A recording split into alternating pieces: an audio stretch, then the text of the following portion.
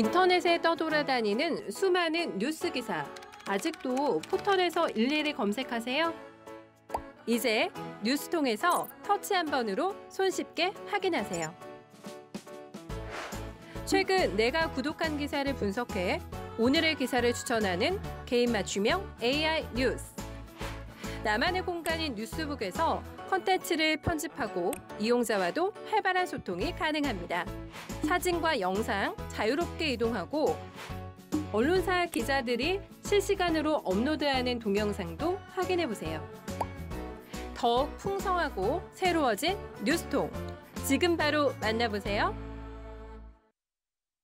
안녕하십니까 여러분, 제간둥이 사이다 박준입니다. 이재명 대표 공직선거법 위반 대법원 전원 합의체 이제 오늘 속행이 진행된다고 합니다. 매우 빨리 진행이 되고 있는데 또 일각에서는 뭐 너무 빨리 진행돼서 혹시나 뭐 다른 또 판결이 되지 않을까 이런 얘기도 나오고 있는데요.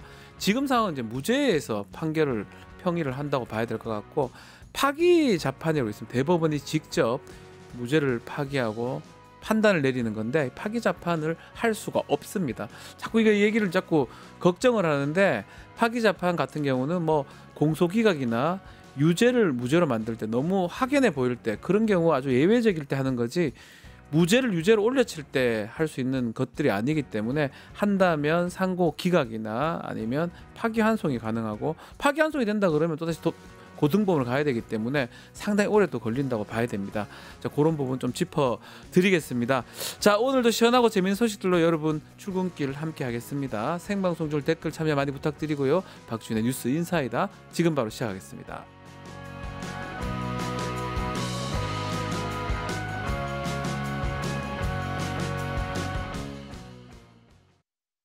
유튜브 구독하고 실시간 채팅과 댓글을 남기시면 매일매일 7000TTCO를 드립니다. 참여 방법은 통통문 어플을 다운로드하고 회원가입과 로그인을 해주세요. 마이페이지에서 나의 회원 고유번호를 복사해주세요.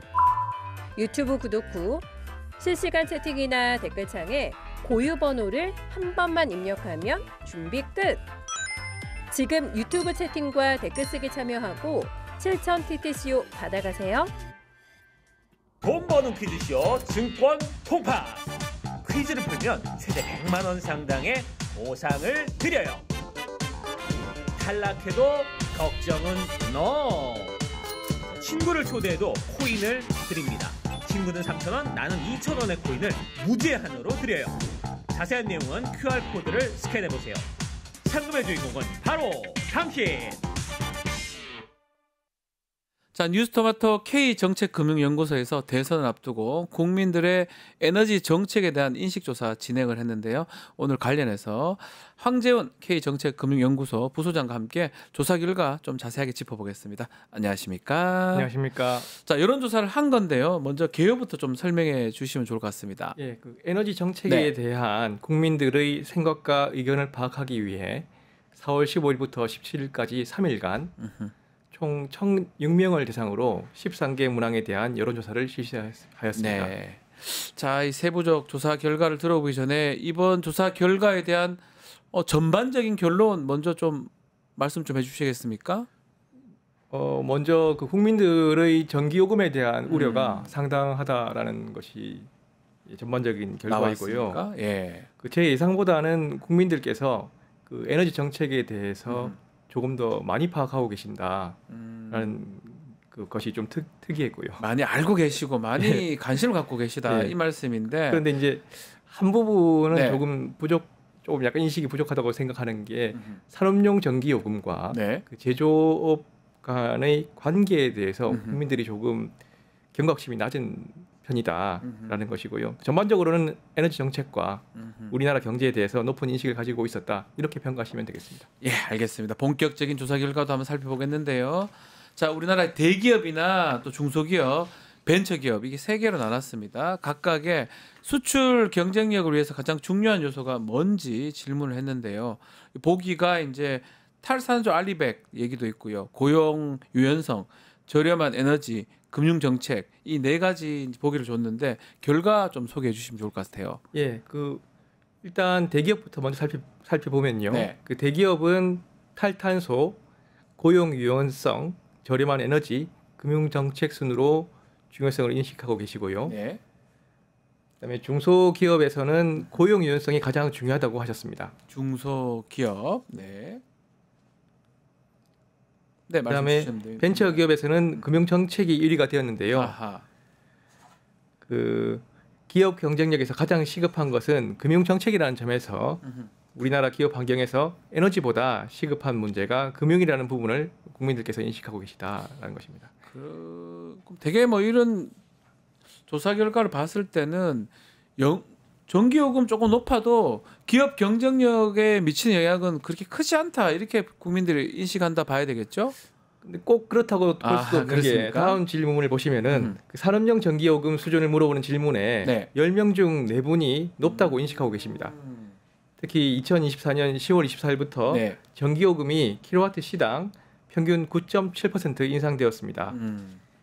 이는 서민경제 부담을 고려해 주택용과 일반용 그 요금은 동결한 반면에 네. 산업용 고객에 한해 인상된 것인데요. 네. 산업용 값은 164.8원에서 173.3원으로 5.2% 인상. 네. 산업용 을은 165.8원에서 182.7원으로 무려 10.2% 인상되었습니다. 아하. 그 최근 3년간 산업용 전기요금은 급격히 증가했는데요. 네. 2022년부터 지난해까지 주택용 전기요금은 37%가 올랐고요. 산업용 전기요금은 75.8%가 올랐습니다. 네. 자, 또 현 전기요금 체제 하에서 한국 제조기업의 미국 이전에 대해서 질문을 해봤는데 이 결과는 어떻게 나왔습니까? 예, 이 질문에 대해서는 그 49.1%의 국민께서 우리 기업의 미국 이전이 증가할 것이라고 응답하셨습니다. 네. 거기에 별도로요, 일시적으로 증가할 것이라는 의견도 20%가 있었습니다. 나오네요. 자, 이렇게 이런 상황에서 현대제철이 미국으로 이제 투자를 단행한다 이렇게 아주 큰 이슈가 되고 있는데 이거는 사실은 전기요금이 좀 쟁점이 되는 겁니까? 왜 글로 투자를 하는 겁니까? 예, 그 전문가들하고 네. 국민들의 인식이 조금 달라서 네. 예, 이 부분을 좀 설명을 드려야 될 것 같은데요. 국민들께서는 우선 그 관세 정책이 원인이라고 생각하시는 게 절대적 과반입니다. 아, 관세 정책이고요. 예. 현대그룹 차원에서는 이런 인식이 타당하다라고 생각이 드는데요. 그런데 현대제철 입장에서는 네. 이 전기요금 절약이 상당한 것으로 파악하고 있습니다. 아, 회사 입장에서는 그게 크다는 거죠, 예, 전기요금. 현대제철은 그 미국 루이지애나주에 전기로 기반 일관 제철소를 건립하기로 했는데요. 네. 투자 금액이 우리나라 돈으로 한 8조 5천억 정도 됩니다. 어마어마하네요. 예, 근데 이제 현대제철의 작년 전기요금 보시면은 한 1조 원 네. 정도인데 그 미국의 산업용 전기요금은 우리나라 평균보다 한 3분의 2 정도 가격인데 루이지애나주는 가장 쌉니다. 아, 싸서 글로 간 거예요? 네, 우리나라 전기값의 반값입니다. 네. 그러니까 뭐 전기요금만 해도 한 5천억 정도를 줄일 수 있는 거죠. 네네네. 자, 이거 뭐 그러면 사실은 국민들 같은 경우는 뭐 그렇게 생각하지만 관세 뭐 이렇게 생각하지만 현대제철 입장에서는 전기요금이 되게 컸다 이런 건데 이 에너지요금 다시 좀 말씀을 드리면 산업용 그 전기요금 그럼 내려야 된다 이런 상황 같아요. 이번 조사에서 지금 에너지 3법 중에 해상풍력 특별법 또 전력망 특별법 산업용 전기요금에 어떻게 영향을 미칠지 요거 조사를 해봤는데 이것도 결과 좀 소개해 주시면 좋을 것 같아요. 예, 일단 산업용 전기요금을 내려야 한다라는 부분에 대해서는 네. 대체로 다음 그 공감하고 계신데요. 네. 그 지난해 올해네요. 2월 3월 발효된 에너지 3법 중에서 해상풍력 특별법과 네. 전력망 확충법이 전기요금 증가 요인이 되고요. 국민 3분의 2도 정확하게 이 사실을 인식하고 있으신 걸로 조사되었습니다. 해상풍력 이렇게 비싸다 이러면 사실은 이게 시장에서 배척돼야 되는 거 아닙니까? 뭐 그런 건 없습니까? 그 국내에 알려진 것과는 네. 달리 그 국제적으로 보면은 대체적으로 해상풍력이 좀 밀려나는 추세가 있습니다. 아하. 특히 이제 트럼프 대통령은 해상풍력에 적대적인 스탠스를 가지고 있고요. 아하. 예, 유럽에서도 여러 기업들이 앞다투어 철수를 하고 있습니다. 그 지난주에도 그 우리나라에서 해상풍력 터빈기를 만들던 GE가 철수를 결정했고요. 예. 그 우리나라의 그 해상풍력에 대한 특별한 기술이 있는 상황은 아니어서 지금 국내에서는 대부분 그 공기업들이 이 사업을 추진하고 있고요. 일반 기업이 아닌 공기업이 하고 있다 이 말이죠. 2024년 10월 그 허종식 그 민주당 의원의 에너지 공기업으로부터 받은 자료에 따르면은 공기업이 추진 중인 해상풍력 사업비만 총 한 85조 4천억 정도 된다라는 거고요. 그래서 국민께서는 48%는 과도하다, 아하. 27%는 매우 과도하다라고 응답하셨습니다. 자, 마지막으로 이 차기 정부의 에너지 정책 관련해서 어떻게 좀 가야 되는지, 또 차기 정부의 에너지 정책 중에 원자력 비중, 이것도 중요할 것 같아요. 앞으로 어떻게 좀 국민들은 입장을 보이고 있습니까? 이건 좀 중요한 내용 같은데요. 대선에서 가장 중요한 부분이라고 원자력 생각하는데요. 일단 그 비중을 높여야 한다라고 답변하신 분들이 한 40.5%. 원자력을 유지해야 한다가 20.4%.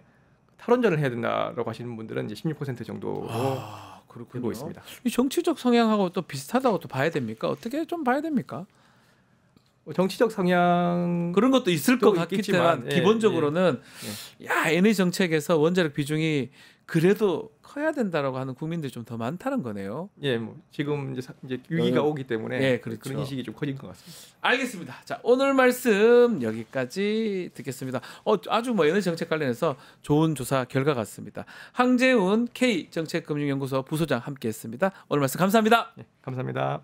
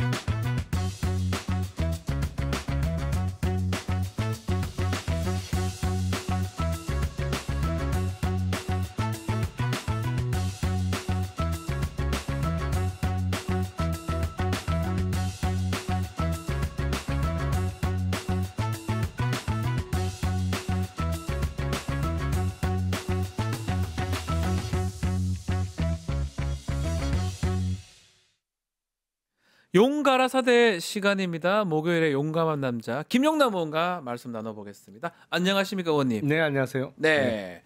자, 국민의힘 경선 얘기부터 해보겠습니다. 예상대로 된 겁니까? 이거 한 명만 딱 나경원 후보 떨어지고 안철수 후보 됐습니다. 그게 가장 눈에 띄긴 합니다. 아니 이른바 4강 중에 3명은 사실 정해져 있던 거고 오세훈 시장의 빈자리를 누가 차지할 거냐. 근데 그 역선택 방지 조항이 들어가는 룰 때문에 나경원 의원이 유리하지 않겠느냐. 많은 분들이 좀 그렇게 예상을. 그렇죠. 의원님도 그렇게 예상했던 걸로 저도 기억을 하고 있는데요. 왜냐면 그냥 그 역선택 방지 조항이 없이 지지정당과 상관없이 묻는 거라면 당연히 안철수 후보가 들어갈 거라고 예상을 했을 텐데 역선택 방지 조항 때문에 나경원 후보가 유리할 거다라고 많은 사람들이 예상을 했는데 결과는 그렇지 않았어요. 그러니까요. 제가 보기엔 일단 캠페인의 실패로 보여요. 드럼통. 나경원 후보가 드럼통. 이게 다른 사람을 뽑는 것도 아니고 대통령을 뽑는 선거를 위한 경선이란 말이에요. 그러니까 적어도 거기 출마한 사람들은 본인이 대통령이 되겠다라고 해서 나온 사람들이에요. 근데 캠페인의 방식이 물론 무슨 트렌드를 쫓는다 이런 측면에서 했는지는 모르겠으나 그게 또 최신 트렌드도 아니에요, 사실은. 그 영화 나온 지가 10년 넘었죠. 2010년 넘었습니다. 신세계 영화잖아요. 그러니까 약간 이해하기 어려운 캠페인 방식이었고 그 외에도 온갖 좀 누구보다도 강성 발언이 많았거든요. 그런 게 오히려 간표 요인으로 작용한 거 아닌가. 그리고 생각보다 국민의힘 지지층이 윤석열과의 절연이 빨랐다. 적어도 현역 의원들보다는. 국민의힘 지지층은 예. 다르다는 거, 조금 다르다는 예, 거. 요거 예. 봤을 때는 예. 4인 뽑았는 거 봤을 때는 만약에 그 의원들하고 같이 갈 것 같으면 나경원이 됐을 가능성이 높은데 그렇죠. 안철수 후보가 됐다는 걸 봤을 때는 지지자들은 조금 달리 보고 있다. 이거 탄핵된 건데 끝까지 가면 안 된다. 이런 생각들을 갖고 계시다는 거네요. 그러니까 탄핵에 대해서 찬반이 정확하게 2명씩 네. 4강에 올라갔잖아요. 2대2. 그러니까 지금 국민의힘 주류 입장은 사실은 윤석열과 여전히 한 몸처럼 묶여 있는 게 주류의 입장인데 네. 그거하고 지지층은 또 다르다는 게 드러난 거죠. 자, 일단 홍준표, 김문수 두 사람이 서로 1등이라고 주장하는데 사실 그 득표율을 공개할 수는 없잖아요. 그렇죠. 네. 일단 뭐 비공개이긴 하지만 4강의 그 순위 어떻게 예상합니까? 우리 의원님께서는? 저는 글쎄요. 뭐 이거는 그냥 중요한 건 추측입니다. 아닌데 추측입니다. 예, 공개가 안 공식적으로는 되니까. 예. 발표가 안 되니까. 예. 1위는 김문수 후보 아닌가 싶고, 예, 김문수.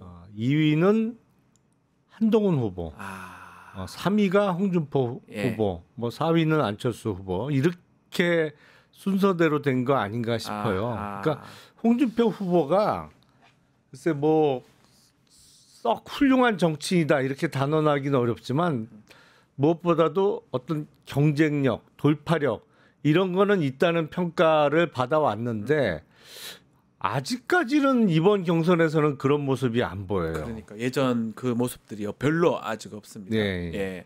그래서 아직까지는 조금 밀리고 있는 거 아닌가 뭐 이런 생각이 듭니다. 그리고 아무리 타격감이 없다고는 하지만 명태균 게이트와의 관련성이 작용을 전혀 안 한다고 단언하기도 어렵죠. 그리고 홍준표 후보의 최측근이 또 얼마 전에 그냥 출국을 해버렸잖아요. 그렇죠. 최모 씨요. 예. 예. 그러니까 왜 갔겠어 해외에 뭐 이런 것도 작용을 좀 하고 있는 것 같고요. 네. 이제 4강이 지금 하는데 말씀처럼 2대2입니다. 네. 뭐 찬탄, 반탄 2대2.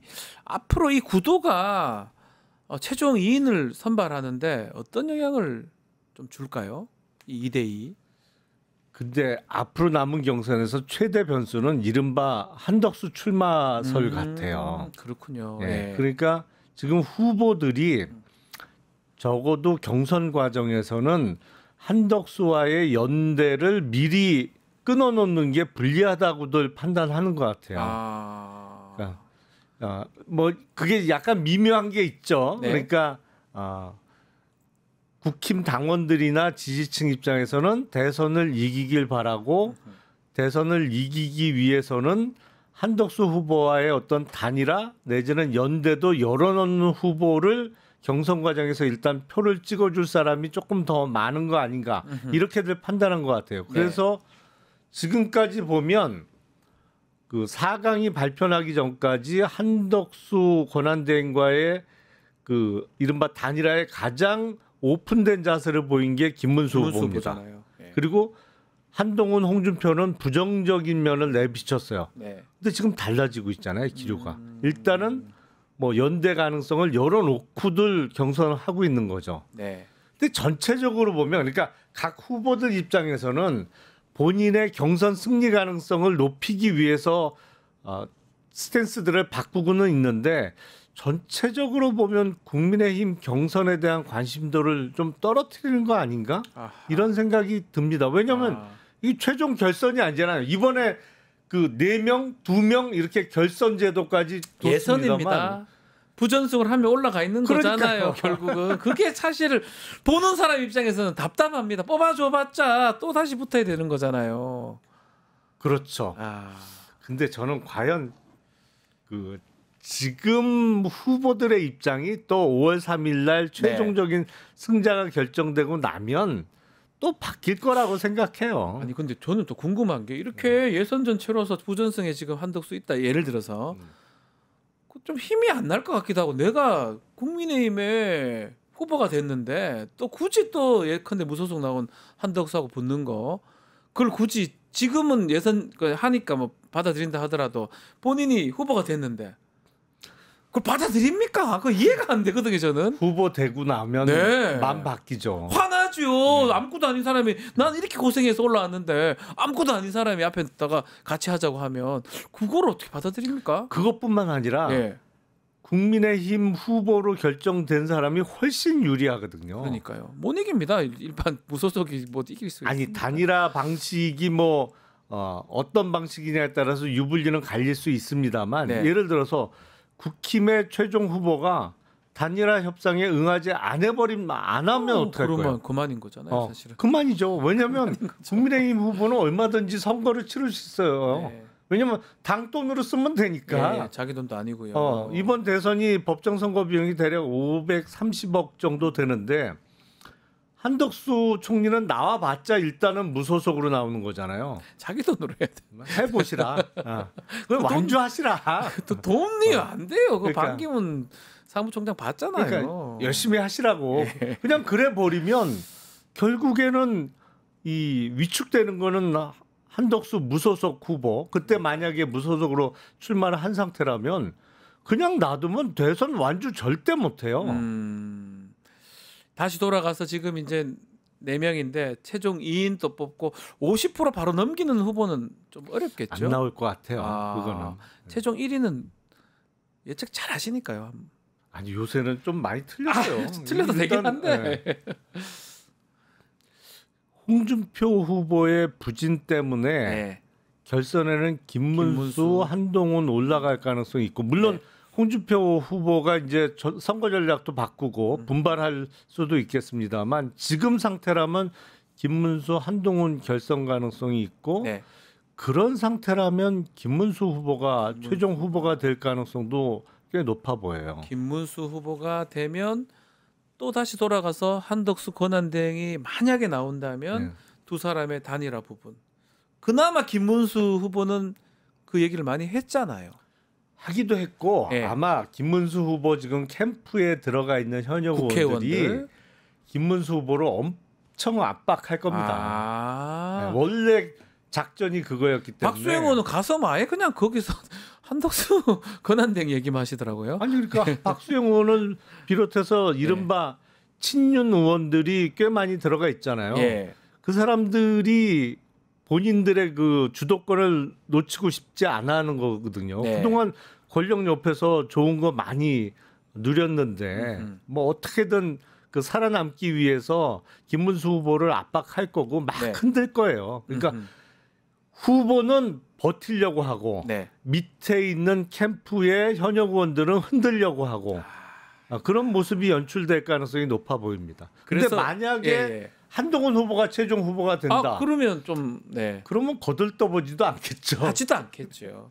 야, 근데 결국 이번에 이 4인 뽑을 때 안철수 후보가 됐다는 부분 때문에 그래도 그나마 한동훈 후보 뭔가 가능성 있지 않는가 이런 또 예측 분석도 있는 것 같습니다. 가능성 있죠. 예, 예. 예, 지금 생각보다 빠르게 윤석열과의 절연을 이미 그러니까요. 지지층은 하고 있는 거로 보이거든요. 더 현명해요, 어쩌면 지지자들이 현역 의원들보다는 훨씬 합리적이고 예. 이성적이죠. 이성적인 거죠. 현역 의원들이 이상한 거죠. 탄핵이 됐고 파면이 됐는데 그걸 따라간다는 게 사실은 선거를 하지 말자는 거랑 똑같거든요, 사실은. 그 사람들은 사실은 대선의 승리 여부는 별 관심이 없어요. 그러니까 대선 이후에 네. 당권에 목적이 있는 거기 때문에 뭐 사실은 그 목적으로 지금 다 움직이고 있는 거죠. 이 한덕수 대행 하여튼 아직까지 최종 결정을 못 하고 왔다리 갔다리 하는 것 같습니다. 지방 유세도 자꾸 유세는 아니죠. 지방 뭐 시장이나 사실상 유세. 그 가는 거는 사실은 보면 행동하시는 거는 대권 행보로 보이거든요. 그렇죠. 본인이 아직까지 아직 결정을 못 하지만 하고 싶은 생각은 있는 것 같은데 5월 3일 진짜 얼마 안 남았습니다. 사퇴 시한이 지금 남아 있기 때문에 5월 4일이잖아. 5월 4일. 그러면 출마 가능성은 어느 정도 있다고 보십니까? 아니 출마하고 싶은 마음 내지는 결심은 이미 한 거로 그렇게 봐야겠죠. 보이는데 아니 그게 없으면 호남에 자동차 공정 갔다가 울산에 조선소 갔죠. 갔다가 평택에 미군 부대 갔다가 자기 군번 뭐 얘기하고 왜 하겠어요? 뭐 출마한다는 얘기죠. 근데 과연 가능할까? 지금 이 시점에 가장 우리나라에서 말이 안 되는 공직자는 한덕수 총리예요. 그렇잖아요. 지금 그 김상민 전 검사라고 현직 검사로 있으면서 창원에 출마할 듯한 태도를 보인 뭐 단체 문자 뿌리고 아마 출판 기념회도 했던가 깜짝 놀랐습니다. 뭐 하여튼 그런 거 서울중앙지검에 있는데 그걸 했어요. 한 사람 뭐 징계 받았고 지금은 또 수사도 받고 있던가 뭐 그런 것 같은데 그 징계 받은 게 뭐예요? 이거잖아요. 아니 공무원의 정치적 중립 부분 위반 현직에 있으면서 출마할 듯한 결국 출마도 못했는데 그 출마할 듯한 태도를 보인 게 징계 사유잖아요. 근데 징계 사유로 보면 한덕수 총리는 훨씬 명백하고 중대한 징계 사유죠, 사실은. 그렇죠. 그렇죠. 누가 봐도 딴 사람도 아니고 대통령 권한대행인데 본인이 막 선거운동을 사실상 하고 있어 지금. 징계 사유예요. 그러니까 탄핵소추 얘기가 또 나오는 건데 본인은 사실은 민주당에서 탄핵소추를 해주기를 바라고 있겠죠. 그래야 출마 명분을 좀 더 얻을 수 있으니까. 자연스럽게 나갈 수 있으니까. 자연스럽게 그냥 내가 권한대행으로 일을 마무리하고 싶었는데 민주당에서 나를 탄핵소추 하려고 이제 내일 모레 본회의가 잡혀 있어서 내가 할 수 없이 사퇴한다. 그리고 이제 출마하는 수순으로 넘어가고 싶을 텐데 민주당이 안 해주잖아요. 근데 저는 진짜 궁금한 게 한덕수 권한대행이 무슨 경쟁력이 있긴 있습니까? 없죠. 근데 뭘 저렇게 하고 싶어요? 근데 이게 막 자꾸 그런 얘기 들으면 나 될 것 같다 이런 생각이 들어서 저러는 건가요? 저 신기해서 그럽니다. 우리 객관적으로 봤을 때는 택도 없는 사람인데 1%도 가능성 없어 보이는데 주위 사람들이 부추기는 것도 물론 작용할 텐데 가장 큰 이유는 아마 사모님이 어디 가서 점괘를 봤는데 점괘가 잘 나온 모양이에요. 꿈도 뭐 예지몽이가 꾼다고 뭐. 아니 그러니까 6월에 뭐 대운이 들어온다는 어떤 점괘를 받아온 것 같아요. 그럼 차라리 로또 같은 걸 하시는 게 맞지 않나요? 이거 되지도 않는 걸 산다는 게. 아니 근데 본인은 이제 그걸 철석같이 믿는 모양이죠. 아니 가능성도 저 경쟁력도 1도 없어 보이기도 하고 더더군다나 지금 이런 어려운 상황에 대행이라는 중대한 역할을 맡고 있는데 본인 앞으로 이게 지금 큰 문제에 빠질 수도 있는데 저거가 욕심이 난다는 게 참 저는 이해가 사실 너무 안 돼서 그러고 제가 그래서 말씀드렸잖아요. 이 시점에 우리나라에서 가장 말이 안 되는 공직자다. 그러니까요. 약간만 객관화시키면 저는 알려주고 싶어요. 될 수도 없다. 1%도 없어요. 제가 봤을 때는. 근데 그걸 한다고 앉아 있는 게 오히려 김용남 의원이 저랑 확률이 비슷하거든. 그 사람이나 될 가능성 없다고 보는데 뭐하러 저걸 한다고 저렇게 난리를 치는지. 제가 조금 더 높지 저는 않을까? 김용남 의원님이 더 좋다고 보는데 본격적으로 하신다며. 아니 지금 저기 권한 대행이 대선 나간다고 자기 당도 아니고 지금 당도 아니고 사퇴 시한도 잡혀 있고. 아유 저는 사실 이해가 안 돼서 질문 드려보는 겁니다. 일단 그 정치라는 게 속내는 다를지라도 겉으로 보여지는 모습에서 명분은 잡고 가야 되잖아요. 맞습니다. 그러니까 명분이 서질 않아요. 제 말씀이요. 명분이 그거 우리 범죄와의 전쟁인가요? 그 깡패들 그것도 그 명분 있어야 된다 아닙니까? 명분 이 얘기 하시잖아요. 정치는 명분이거든요. 명분조차도 없습니다. 될 가능성도 없고. 그래서 이해가 안 돼 질문 드려봤는데. 근데 진짜 객관적으로 보면 100% 맞는 말씀인데 진짜 점괘는 달리 나온 모양이에요. 점괘가 달리 나와서 그런지 알겠습니다. 뭐 이제 시간 얼마 안 남았으니까요. 지켜보기로 하고요. 자, 요 얘기 또 질문 한번 드려보겠습니다. 민주당 뭐 경선하고 관계된 부분이긴 한데 공직선거법 대법원 재판이 아주 좀 빨리 진행이 되는 것 같습니다. 전원합의체 넣은 것도 좀 그렇고요. 오늘 지금 심리를 또 한다고 하거든요. 이게 한 달에 한 번 정도 심리하는 걸 두 번 일주일에 두 번째잖아요. 이거 왜 이렇게 진행이 되는 겁니까? 어떻게 이해하고 계십니까? 일단 전원 합의체에 회부된 거는 뭐 어느 정도는 예상할 수 있었죠. 워낙 사회적인 이목이 집중되는 주요 사건이니까 소부에서 하는 거는 적절하지 않고 대법원 전원 합의체로 넘어가는 가능성이 높다. 뭐 그거는 뭐 얼마든지 그 예상됐던 건데 갑자기 전원합의체 심리를 일주일에 2번째 연다?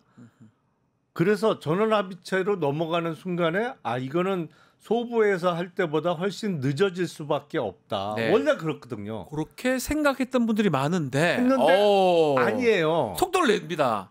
그러니까 지금 봐서는 6월 3일 대선 전에 최종적인 그 선고까지 내려고 하는 것 같아요. 이런 속도를 봤을 때는 네, 그렇다는 거죠. 예. 예. 안 그러면 이렇게 할 필요가 없는데 일주일에 2번씩 한 달에 한 번 하는 걸 일주일에 2번을 왜 합니까? 아니 그리고 대법관 다 모여. 그래갖고 13명, 14명이 다 모여야 돼요. 그 보통 일이 아닙니다. 보통 일이 아니에요. 그렇죠.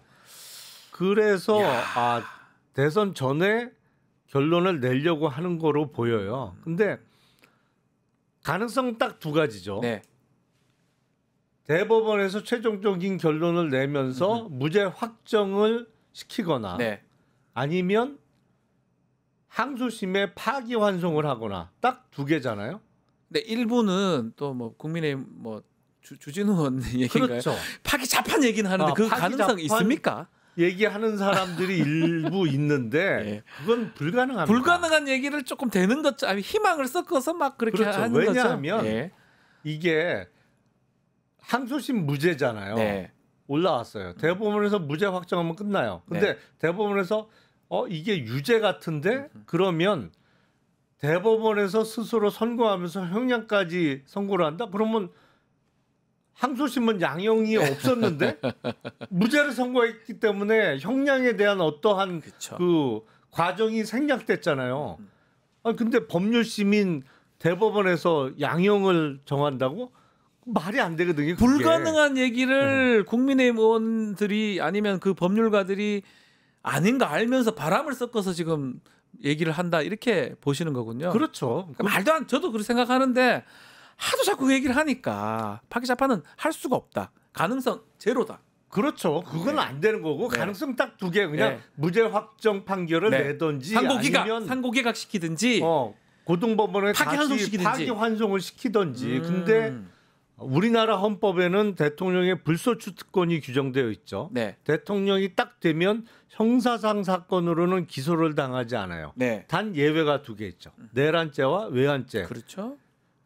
그런데 재판은 그럼 어떻게 된 거냐? 이미 기소된 상태에서 대통령이 된 경우는 어떻게 되는 거냐? 소추에 재판이 포함되냐 안 되냐 이 예. 부분이네요. 이거는 순수한 해석론인데 네. 다양하죠.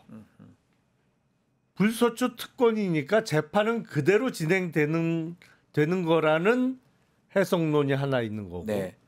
모든 재판이 정지된다 아하. 라는 해석론이 있는 거고 또 다른 해석론은 사실심은 정지되고 법정에 출석하거나 사실 심리 절차가 없는 법률심인 대법원은 선고를 할 수 있다라는 썰.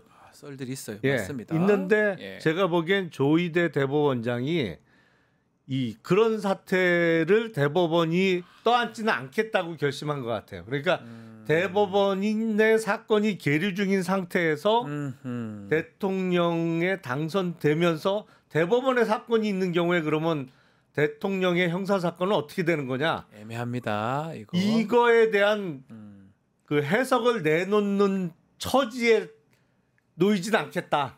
그거를 빠져나가고 싶어서 빨리 진행해서 선거 전에 결정 내려주겠다. 그렇죠. 이 말이네요. 그러니까 6월 3일 대선 시점에는 대법원에 사건을 두지는 않겠다라고 결심을 한 것 같아요. 네. 근데 뭐 저는 어떤 경우가 됐던 만약에 무죄 확정 판결이 되면 뭐 적어도 그 부분에 대한 사법 리스크는 아예 없어지는 거고 거죠. 100% 없어지는 거죠. 예. 만에 하나 파기환송이 되더라도 적어도 사실심의 재판은 중지된다고 보는 게 맞거든요. 왜냐하면 그래야 헌법상의 불소추 특권을 둔 게 맞는 거지. 그렇죠. 그러니까 왜 대통령은 형사상 기소를 당하지 않는다고 우리 헌법에 규정해 놨겠어요. 적어도 대통령 재임 기간에는 본인이 반드시 출석해야 되는 형사 사건은 맞습니다. 본인이 출석하지 않아도 되는 민사 사건은 대통령을 상대로 얼마든지 제기할 수 있어요. 하지만 본인 출석에 부담이 있는 형사 사건의 부담은 덜어주겠다.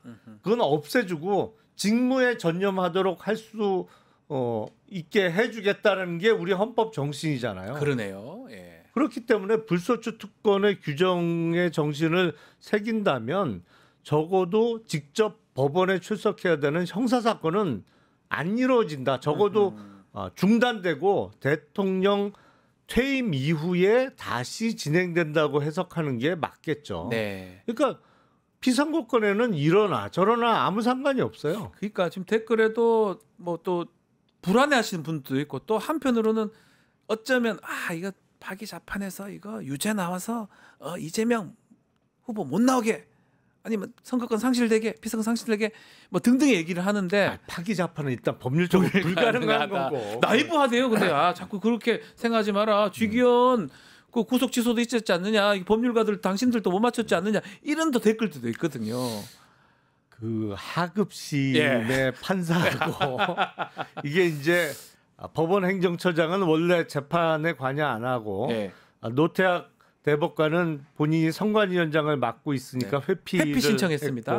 그분은 그러니까 대법관 12명이 모여서 하는 재판하고 하급심의 재판하고 똑같을 수는 없죠. 정말 법관들 중에 최고의 정말 오래 했던 엘리트. 그러니까 헌법재판소보다 좀 더 우리 이런 말하자면 그렇지만 더 엘리트라고 자기들 생각하지 않습니까? 대법관님들은? 그 대법관 스스로도 그렇고 법원에 있는 대부분의 하급심 판사들도 다는 아니지만 뭐 되고 싶니? 그러면 대법관 되고 싶다고 하지. 헌법재판관 되고 싶어요는 좀 적지요. 적죠. 적죠. 사실은 사실상. 그러니까 이른바 판사 사회에서는 대법관이 first tier. 그러니까 첫 번째. 우리로 따지면 이제 1등급. 맞아요. 그다음 이제 헌법재판소. 근데 이번에 헌법재판소가 주목을 많이 받았잖아요. 그렇죠. 사실은 어떤 사회 국가적인 영향력이나 다루는 사건의 성질은 어떤 측면에서는 대법원보다 헌재가 더 중요하죠. 이번에 이건 아마 또 그런 것도 있었던 것 같아요. 대법원도 할 건 해야 되겠다. 이거 나중에 끌면 문제 되겠다. 이런 좀 판단에 조희대 대법원장이 조금 이상하지만 빨리 땡겨가지고 전화합시 넣고 심리 속행 계속 하는 게 아니냐 이런 생각도 좀 드네요. 해야 된다 이런 생각에 알겠습니다. 상고 기각 나올 가능성이 좀 더 높을까요? 저는 그 가능성이 더 높다고 봅니다. 왜냐하면 지금 단계에서는 무죄 이 2심 판결을 기본으로 OX를 재판관들이 대법관들이 해야 되는 거잖아요. 사실은 1심 판결은 지금 더 멀리 있는 거고 그렇다면 무죄인지 아닌지 요 2심에서 고등법원에서 판단했던 부분이 맞는지 안 맞는지 요 판단이니까 사실은 상고기각 무죄 확정이 날 가능성이 더 높죠. 그리고 대법관들도 사실은 1심 판결보다는 그래도 다른 데도 아니고 서울 고등법원의 대등재판부 그러니까 부장 3명이 한 거예요. 고등부장 3명이 내린 결론에 훨씬 무게를 더 많이 두죠. 저는 판결문을 다 봤거든요. 와 꼼꼼하게 다 적었는데 그냥 저 개인적으로 이거를 배척하고 달리 판단하려면 더 힘들어 보이는 느낌도 들더라고. 다르게 또 논리 하나하나 다 적어놨다는 거 보면서 이게 뭐라고 이렇게 부장들이 이렇게 고생 이 생각을 개인적으로 했었는데 사실은 서울고등법원 부장이라면 그 한 명 한 명이 다 대법관 후보 맞습니다. 가능성이 있는 사람들이에요. 지금 다 부장했던 분들이 대부분 서울고등부장 하다가 대법관 되는 거거든요. 실력자들이다 말씀드리겠습니다. 또 다른 재판 윤석열 내란 재판 이 얘기 좀 나눠보면 이건 좀 문제죠. 형사재판 지금 2번 진행이 됐는데 연말까지 다 짜놨더라고요. 지기현 부장판사가. 그러면 올해 안에 좀 어려운 거 아니냐 이런 얘기도 있고 뭐 지기현 부장도 제가 알기로는 지난해부터 있었으니까 내년 초 인사이동하면 나갈 수도 있고 어떻게 봐야 됩니까? 이거 끝까지 할 수 있나요? 본인이 선고를 안 하려고 하는 것 같아요. 그냥 놓고 가려고 하는 것 같아요. 이게 그러면 또 예컨대 뭐 갱신 절차를 거치고 뭐 하면 되긴 하지만 예전에 우리 기억나시겠지만 양승태 대법원장 재판할 때 갱신하다가 시간 다 보냈었거든요. 한 5, 6년 했죠. 그러니까 이 갱신이 뭐냐면 재판부가 바뀔 때 새롭게 이제 했던 재판을 다 다시 적시하고 뭐 현출하는 건데 그러면 직위원을 시킬 이유가 사실 없었다고 봐야 되지 않나요? 처음부터 어긋난 거죠. 그러니까 이런 주요 사건은 구속이 돼서 재판이 시작됐잖아요. 네. 그러면 구속 기간 내에 끝내는 게 맞죠. 그러니까요. 6개월 안에 끝내야 돼요. 6개월 안에 원래 끝내야죠. 같으면. 네. 근데 이거를 덜컥 불구속으로 석방을 해놓고 이렇게 뜨문뜨문 사실은 이제 다른 일반 사건보다는 자주 재판을 한다고 볼 수 있습니다만 네. 무엇보다도 중요한 주요 사건이잖아요. 예. 그러면 이른바 집중심리 비슷하게 재판을 일주일에 2번 이상 열어서 빨리빨리 끝내서 결론을 빨리 내야죠. 제가 그 부분을 좀 궁금해했습니다. 예컨대 이게 배심원 재판이라 그러면 집중 심리하면 사실은 진짜 빨리 진행도 되잖아요. 그렇죠. 뭐 어떤 사건에 따라서는 뭐 쟁점도 많기도 하지만 헌법재판소에서 어느 정도 정리했던 부분도 있을 뿐더러 좀 빨리 할 수 있는 방법은 아예 없는 건가요? 저는 있죠. 왜 없어요? 저는 왜 저렇게 12월까지 다 잡아둔 것도 좀 의문스럽기도 하거든요. 기본적으로 예. 이게 언제부터 시작됐는지 최근에 그 검찰의 기소 행태도 문제예요. 네. 무조건 기록을 두껍게 만들어요. 그래서 수십만 페이지짜리 기록을 만들어요. 근데 사실은 그 기록에 포함된 증거들을 보면 이런 걸 왜 증거라고 제출을 해? 저 통신 자료 이런 거 있잖아요. 이만 다 네. 필요 없는 볼 네. 필요 없는 내용이잖아요. 사실은 그거 다 넣습니다. 아니 그리고 그 언론 기사 스크랩을 그거 왜 왜 넣습니까? 집어넣어요 거기다가? 그 궁금하지도 않는 거를. 사실은 증거 목록 보고 이거 다시 재검토해서 증거 예. 제출 여부 다시 검토해서 예. 그 알려달라고 하면 절반 이상은 없어져야 될 재판 지휘 증거입니다. 어떻게 하냐에 따라서 달라질 그럼요. 수도 있다 이 그럼요. 말씀이시죠. 적절하게 소송지휘권을 행사하면 예. 오래 걸릴 일이 없어요. 왜냐하면 사안이 단순하잖아 이게. 사실은 어쩌면 매우 단순합니다. 매우 단순하죠. TV 다 나왔어요. 네. 헌법재판소에서 증인들 나와서 증언 다 해버렸어요. 네. 그대로 채용하면 되는 거고.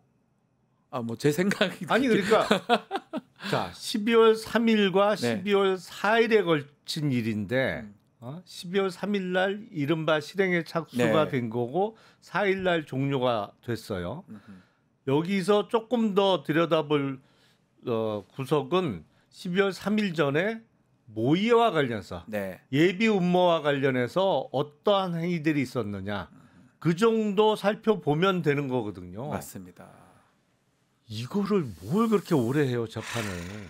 아이고 저도 비슷하게 생각하는데 일단 30차례 잡아놓고 12월 말까지 쭉 잡아놨어요. 아니 그러면서 덧붙인 말이 있잖아요. 12월 말까지 잡아놓고 그 이후에 한 10여 차례 더 할 수도 네. 있다. 그 얘기는 뭐야? 내년 2월까지 안 끝낸다는 얘기예요. 근데 거예요. 내년 2월에는 법관 정기 인사 이동이 있잖아요. 네. 분명히 이동 신청할 겁니다. 아니 본인도 이전에 있었었어요. 그러니까 이번에 이 사건 때문에 좀 더 연장된 상황인데 어쩌면 아니 그러니까 자기 딴 데 보내달라고 하겠죠. 무책임한 거 아닌가? 하여튼 또 윤석열 측이 지금 재판하는 형사재판 대응은 어떻게 보고 계십니까? 지기현 판사가 부장이 경고도 하던데요. 어떻게 좀 공판 진행 상황 보십니까? 재판에 임하는 전략은 그냥 한마디로 요약하면 2판 4판이죠. 아니 졸다가 헛소리 네. 이 말씀 좀 이상한 얘기. 예, 졸다가 네. 자다가 누가 하니까 이런 게 재판 이 피고인 제가 만약 그 변호사라면 너무 답답할 것 같습니다.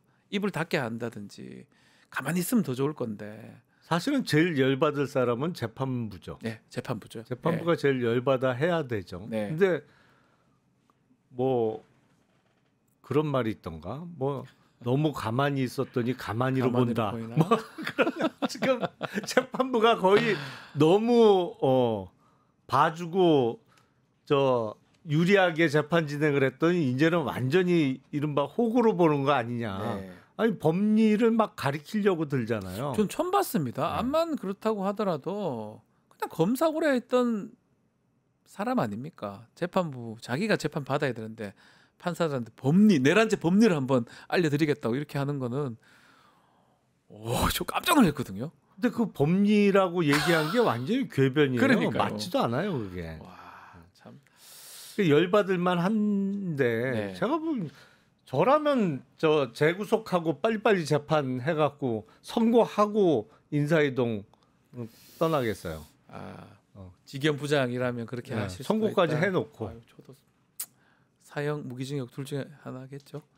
근데 우리나라는 1997년 이후에 사형 집행을 한 번도 안 하고 한 적이 있잖아요. 없죠. 실질적 사형 폐지 국가. 네, 사실상 사형 폐지 국가로 분류되고 있기 때문에 뭐 무기징역이나 사형이나 효과는 똑같은 건데. 네. 알겠습니다. 요거 하나만 좀 더 짚어보겠습니다. 앞서 국민의힘 경선 얘기 좀 했었는데 홍준표 지금 후보 관련된 내용입니다. 명태균 게이트 이게 계속 문제가 되는데 네.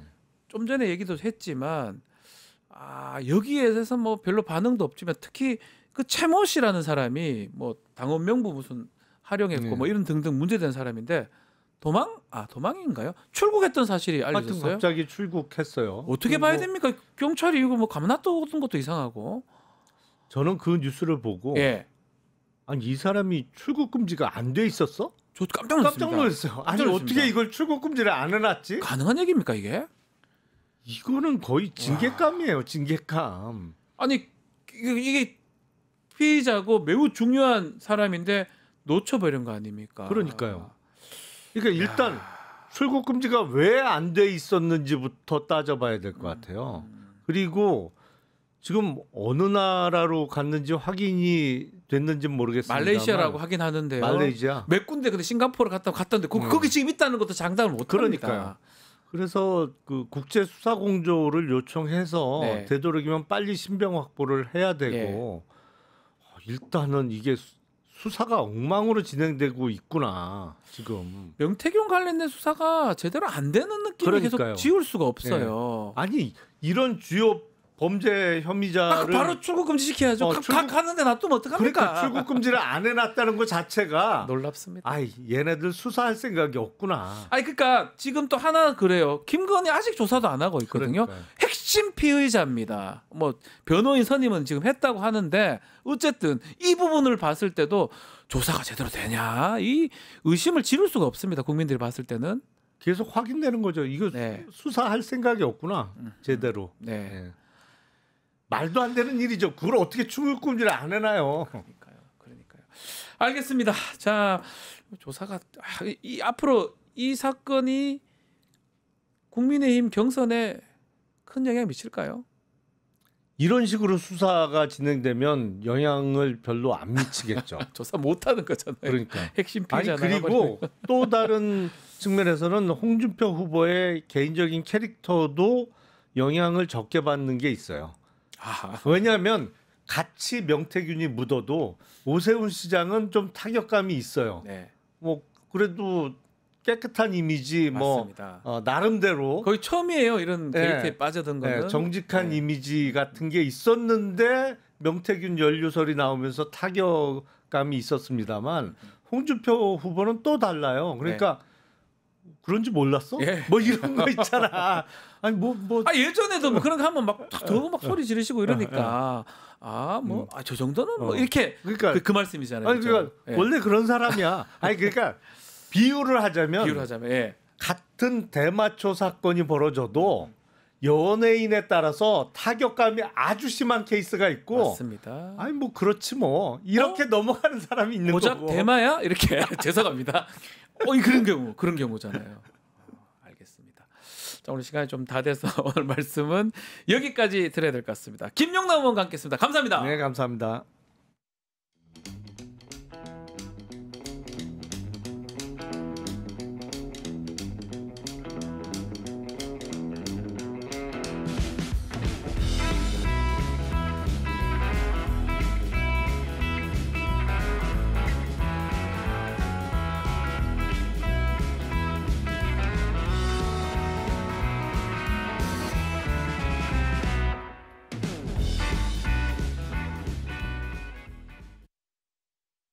리서치 앱테크 아직 시작 안 하셨나요?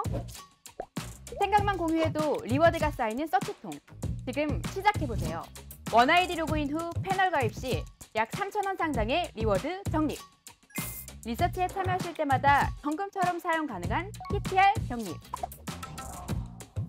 내가 초대한 친구가 패널 가입을 할 때도 리워드 적립. 지금 바로 서치통에서 우리 지역, 우리나라의 사건, 사고들에 대한 리서치에 참여해주세요. 국내 MTS의 선두주자 증권통. 모든 투자 자산을 한눈에 오케이. 투자 고수의 거래 내역을 구독하고 주식 투자를 더 쉽게. 거슬리는 하단 광고도 노에드 가입하면 더 넓고 더 많아지는 나의 관심 종목들. 쉽고 빠른 주식 투자 증권통. 이슈 삼합 시간입니다. 김필성 변호사, 신주인 변호사 두 분 함께하겠습니다. 안녕하십니까? 네, 안녕하세요. 네. 자, 공식 질문 드려보겠습니다. 두 분께서 집중했던 또 관심을 가졌던 정치 뉴스 이슈 어떤 게 있습니까? 네. 건진법사. 전성배 씨 집에서 발견된 신권. 5천만 원 네. 관봉권이라고도 하는데요. 네. 이 관봉권이라는 거는 아예 일반인들, 민간인들은 접근할 수 없는 형태입니다. 신권 이상인 거예요, 관봉권은? 그럼요. 네. 한국은행에서 밝힌 바로는 이렇게 관봉권이라는 거는 이제 신권인데 그걸 딱 비닐 포장을 해가지고 금융기관으로 보내는 거다라는 거예요. 지난해 12월에 이 전성배 씨 자택에서 압수한 현금이 1억 6,500만 원인데요. 이게 다 5만 원짜리 돈 따버렸는데 이 중에 5천만 원이 이렇게 관봉권이라는 거예요. 그렇기 때문에 이거는 민간인이 지금 이 전성배 씨 말로는 전부 다 기도비래요. 자신이 받은 돈은 전부 기도비인데. 한국은행에서 기도합니까? 그러니까요. 한국은행에서 기도해 주세요. 뭐 이럽니까? 그러니까요. 그러니까 이게 단순한 기도비 이런 취지의 돈은 아니다라는 것이고요. 심지어 이 돈이 발행된 날짜가 찍혀 있는데요. 언제입니까? 그게 2022년 5월 13일. 엄마야. 그 윤석열 씨가 취임 후 3일. 3일 후 발행된 신권이라는 거예요. 날짜하고 시간 다 나와가 있어요. 네. 그렇기 때문에 이거는 매우 수상한 관봉권인데 지금 계속 검찰은 이 전성배 씨가 정치 브로커로서 뭐 소개를 해주면서 그 사람들에게 로비 활동을 하면서 대가로 받은 것이다. 이제 이렇게 보고 있는 상황이고요. 그리고 실제로 조사를 하면서 뭐 돈을 다 뭉태기로 갖고 와서 누가 줬는지 기억도 못한다.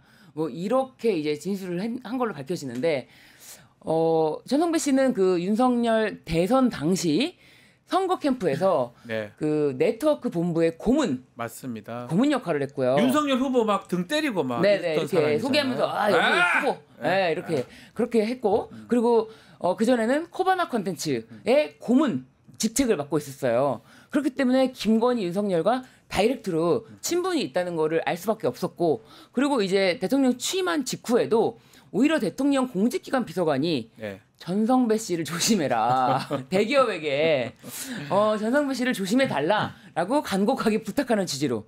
근데 그럴 수가 있죠? 아니 근데 저렇게 누가 봐도 의심스러워요. 실세 중에 실세라고 하고 대통령 부부 팔아먹고 했을 가능성이 매우 높은데 저는 이분 구속영장 또 몇 번 청구됐는데 기각됐던 기억도 나고 어쨌든 이제는 좀 달라질 것 같아요. 신권, 그렇죠.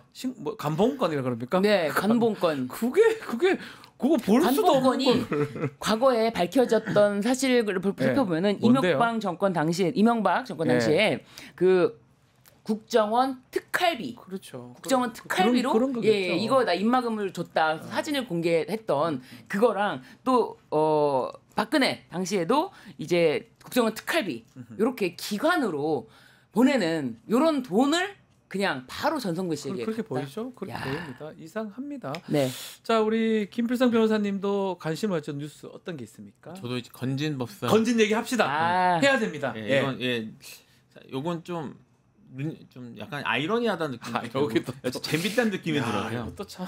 그 이제 목걸이 다 보셨을 거예요. 이게 그 2022년 통일교칙이 김건희 여사 선물이라면서 건넨 6천만 원대 다이아몬드 목걸이가 있다. 이거 이제 JTBC에서 이제 단독 보도를 했는데요. 이게 이제 일반적인 그런 뭐 의혹이 있는 그런 물품으로 보이는데 내용 자체는 이 선물 받은 그 장신구의 브랜드가 좀 독특합니다.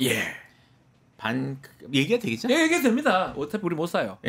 반 클리텐 아펠이라는 반 클리텐 아펠이라는 브랜드인데 매우 명품이죠. 그 프랑스 브랜드인데요. 이 브랜드가 원래 우리나라에서 그렇게 유명한 브랜드가 아니었어요. 근데 어떤 사건을 계기로 우리나라에서 알아주는 최고의 보석 브랜드 중에 하나가 되었거든요. 그 사건이 신정아 사건입니다. 아 예전에 신정아 씨. 예, 그러니까 신정아 씨가 이제 그때 당시에 예, 그 변양균 실장이던 거예요. 그분한테 이제 하고 뭐 선물 받고 했다는 그 신정아 씨가 이 브랜드를 좋아해서 이 브랜드로 선물을 받았대요. 변양균 정책실장한테 받았는데 받아서 그래서 이 제품이 유명해진 겁니다. 근데 또 하필이면 신정아 씨는 윤석열한테 조사받은 적이 있어요. 그래서 제가 그 얘기를 하는 신기하지 않습니까? 예. 그때 찾아봤는데 그때 이거 받았던 목걸이를 이간 장신걸 다 합쳐도 4,700만 원어치였대요. 근데 한 번에 6천만 원짜리 목걸이를 이제 걸고 나오신 거예요. 걸고 나오셨는데 결국은 이 신정아 씨가 받았다는 것도 그 윤석열 당시 이제 검사가 검사였어요 당시 수사를 했고요. 얼마 전에도 다시 주목을 받았지만 너무 가혹하게 해서 뭐 좀 끔찍한 일도 있었고 이런 엄청난 얘기 막 얘기가 있었죠. 그런 얘기도 하셨어요. 그런 얘기 나왔죠. 그때 조사했던 문제의 브랜드가 이 브랜드였는데 다시 좀 반 클리펜 앞에 어렵네요. 발음도 어려운데 발음이 안 됩니다. 반만 알아보고 이번에 그 김건희가 받았다는 게 이거라는 거예요. 그래서 제가 이 영화 스cena리오를 써도 이렇게 못 쓰겠다. 그 제품이 남편이 조사했던 여성 피의자 거를 하여튼 왜 아니요. 왜 그러세요? 아니 근데 이 목걸이가 어쨌든 이 김건희 여사가 목걸이를 하고 나왔는데 그 스페인 김건희 씨가 그 스페인에서 이 목걸이를 착용했던 것이 화제가 돼서 저거죠. 예. 화제가 돼서 이것이 이제 딱 알만한 유명 브랜드니까 다 이제 이 6천만 원대 다이아 목걸이다라고 했는데 마침 참 통일교에서 김건희 씨에게 2022년도에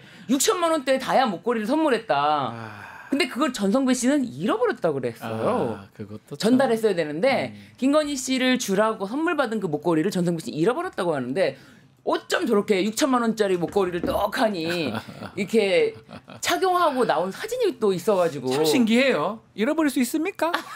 6천만 원대 다이아 목걸이를요. 글쎄요. 알 수가 없는데 어쨌든 간에 뭔가 탁탁 막히는 그런 내용들이 건진검사 통해서 있는 것 같아요. 어쩌면 통일부가 이 브랜드를 일부러 선택했을 수도 있겠죠. 알고가 바포해준 거 아닐까요? 뭐 그럴 수도 있을 것 같고요. 이 브랜드가 그렇게 해서 럭셔리 쪽에서는 신정아 브랜드로 유명합니다. 신정아 브랜드. 다시 좀 클리프 앤 앞에. 클리프. 그러니까 나 귀에 안 들어지. 반만 들리고 나머지가 안 들리네. 반만 클리프. 알겠습니다. 자, 아마 이거 나중에 조사가 다 진행이 될 겁니다. 한번 지켜보기로 하고요. 자, 본격적인 얘기 좀 해야 되는데 뭐 두 분 이제 변호사시긴 하니까 다들 좀 걱정하시는 부분이 있습니다. 이재명 대표 재판 3월 26일 날 2심에 고등법원에서 무죄 선고가 났었는데 순식간에 지금 대법원에서 검찰에서 상고하는 것도 막 순식간에 하더만 대법원에서 급기야는 전원합의체 회부가 됐습니다. 대법원장이 직권으로. 거기에다가 원래 한 달에 한 번 정도 하는 대법원 전원합의체 평일을 심리를 일주일에 2번 정도 지금 잡아서 오늘 또 한다고 합니다. 어떻게 봐야 됩니까? 저는 이 속보가 처음 대법원 전원합의체 회부라는 속보를 본 순간 와 정말 대단하다라는 생각이 들고 그 한나 아렌트 작가의 그 악의 평범성. 악은 날마다 성실하게 반복한다. 이게 뭔가 이 사건이 연속성이라는 게 지속적으로 예를 들면은 뭐 가처분 결정이 이제 한덕수 권한대행이 이완규, 함상훈 그 지명을 했지 않습니까? 헌재 재판관으로 지명을 했는데 그거 효력 정지 가처분 인용한 게 지난주였단 말이에요. 헌재에서. 그러면서 이제 조금 한숨을 돌려볼까 생각을 하고서는 이제 조금 뭐 대선 기간 때까지는 큰 뭐 이슈는 없겠지라고 생각을 했는데 이 뉴스 속보를 보는 순간 정말 열심히 날마다 부지런히 일을 하고 있구나. 그러니까 스트레스 받는다 이 말씀이시죠? 네네. 너무 놀랐어요. 놀랬죠. 네. 이례적이니까. 너무 이례적이죠. 너무 이례적이고 이게 대법원 전원합의체 회부되는 일이 소부에서 의견 일치가 안 되거나 아니면은 아예 뭐 판례를 변경해야 될 정도 뭐 그 정도 사건이 있어야 되는데 이거는 소부에 회부되자마자 아예 그냥 이건 전원합의체에서 내가 직권으로 해볼 거야라고 이제 대법원장이 나섰다. 그리고 대법원 전원합의체라는 거는 언제 이게 심리가 있고 언제 끝나고 뭐 다음 심리 기일이 언제인지 이런 거 알 수가 없거든요. 알 수가 없어요. 알 수가 없는데 1년씩 걸립니다. 통상은. 네. 그런데 이거를 심리 기일을 잡고 막 심리 기일을 언제 또 잡았다. 이런 발표까지 해요. 네. 이거는 대법원이 일단은 여러 가지 이 대선 구도에서의 역할을 하고 있다라는 생각이 들고요. 예. 그리고 헌재에서 뭐 매 심리 기일마다 변론 기일마다 모든 게 이제 뭐 중계가 되면서 엄청나게 주목을 받지 않습니까? 네. 그래서 대법원에서도 우리도 어쨌든 주목을 받을 수 있다. 근데 주목을 받는데 이 주목이라는 게 굉장히 기이한 형태로 지금 받게 됐다. 그걸 아셔야 될 것 같아요. 기이하다. 이 법률가 현직 우리 변호사 하고 계시는 우리 신준 변호사님이 기이하다, 놀랍다, 이례적이다, 짜증난다 이렇게 표현해도 됩니까? 그렇게 표현하셨어요. 이렇게 보시는 게 이 저기 주관적인 게 아니고 객관적으로 그렇습니다. 객관적인 거. 일단 이게 대법원 전원합의체 심의 절차에 관한 내규라는 게 있습니다. 네. 그러니까 규정이 있어요. 어떻게 하는 거. 이 규정이 어떻게 규정 내용이 어떻게 되냐면요. 한 달에 한 번 더 하도록 규정이 돼요. 원래 한 달에 목요일 날 네. 마지막 달 목요일 날 해요. 예, 그 날짜가 딱 찍혀 있어요. 오늘. 예, 한 번만 하면 돼요. 그냥. 예, 한 번씩 하면 되는 건데 지금 그 내부 규정 이걸 내부의 원칙을 깨가면서 지금 일반 사건들도 급한 사건도 이렇게 안 하거든요. 이런 식으로 하는데 대법원 전원합의체를 이렇게 돌리는 것 자체가 뭐 보기에 따라서 다른 게 아니고요. 매우 이례적이고 예측 불가능한 상황이 터진 건 맞아요. 근데 이제 이걸 어떻게 봐야 되는지 지금 문제인데 뭐 대법원이 무슨 속셈으로 이럽니다라고 밝히지 않은 상태에서는 추측밖에 할 수 없지만 이제까지 그 이례적인 게 처음 터진 게 아닙니다. 그게 문제예요. 요즘 계속 그런 일이 그러니까 사법부에서 터지고 있었어요. 그게 물론 뭐지 그 이유에 대해서 나름 그 대법원 쪽에서 명분이 있었는데요. 대법원이 최근에 그 관행들을 깨는 예규들이나 이런 규칙, 방침들을 계속 내려보내고 있거든요.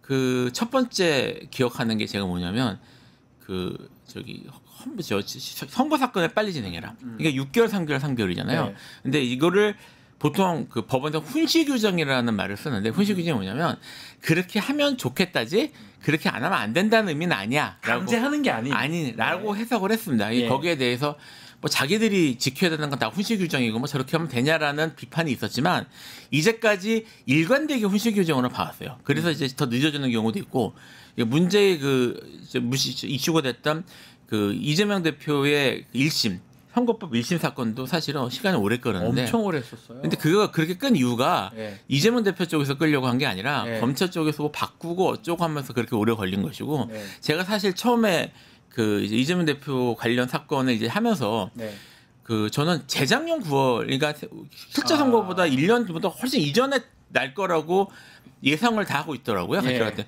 근데 그렇게 오래 끈 거거든요. 그러니까 그렇게 오래 끄는 것도 문제가 있는데 어쨌든 관행상 어쨌든 그렇게 다 법원 실무로 돌아오고 있는 상태에서 조희대 대법관이 갑자기 이것이 날짜 지켜라 라고 한 거예요. 그러니까 그것도 좀 그러니까 그게 이제 오비 일학이라고 볼 수도 있죠. 하필이면 이재명 대표 2심할 때 딱 그게 나왔거든요. 그랬더니 2심 재판이 정말 3개월 거의 맞추려고 미친 듯이 돌아갔단 말입니다. 돌아가서 저기 선거가 훨씬 빨리 나왔어요. 그러니까 그때 당시에 이게 빨리 하는 게 뭐 법을 따라서 하겠다는 말이 틀린 말은 아닐 수 있지만 하필이면 왜 딱 여기 맞춰서 2심할 때 했냐라는 생각을 했는데 또 일이 있었어요. 뭐냐면 이건 이제 대장동 사건인데 대장동 사건 이제 2심이 이제 그 재판부가 바뀌어서 변론을 이제 갱신해야 될 상황이 거의 확정적이 되니까 그 시점에 그러니까 작년 말이죠.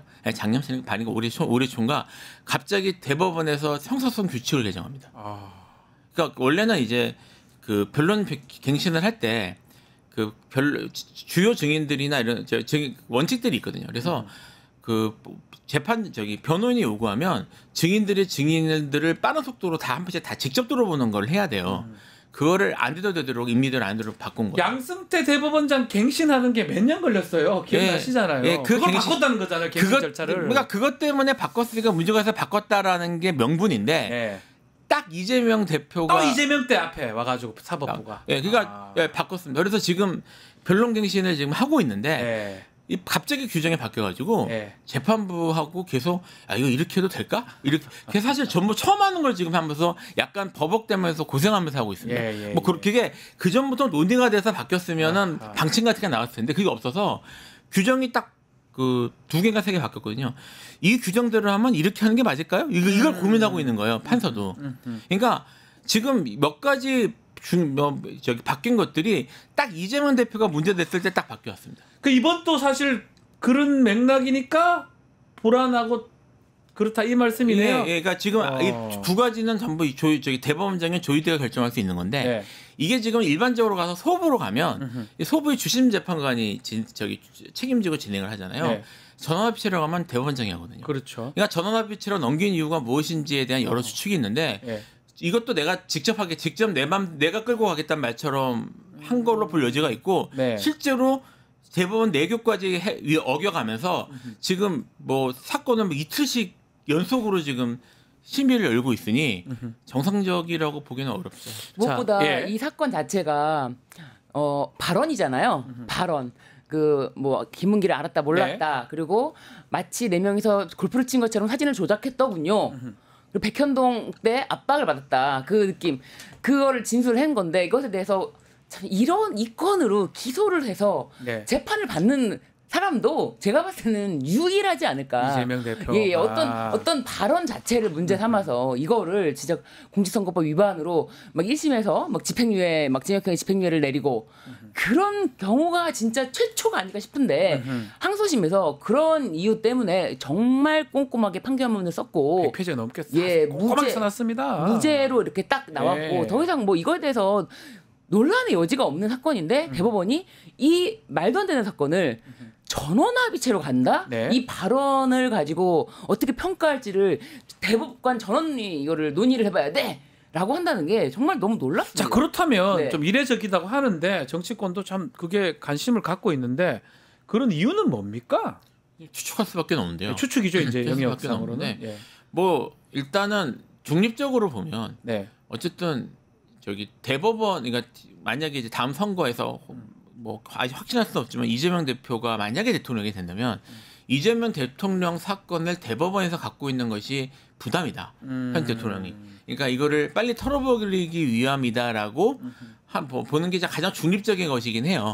그렇죠. 가장 중립적이긴 한데 지금 말씀드렸던 것처럼 어쨌든 조희대 대법원장의 공정성, 특히 이 사건에 대한 공정성이나 객관성에 대해서 이렇게 지금 얘기를 하면 아마 그쪽 대법원에서는 아니다, 다 나름 이유가 있고 뭐 한 것이다라고 얘기를 했겠지만 딱 그 시점에 맞춰가지고 딱 오비락이라고 하더라도 한 번이 아니고 몇 번씩 그런 일이 벌어지면 의심의 노출을 볼 수밖에 없죠. 그래서 어떤 의도가 있는 게 아닌가. 그러니까 뭐 이걸 빨리 선고를 대법원 입장에서 해야 될 이유가 있는가.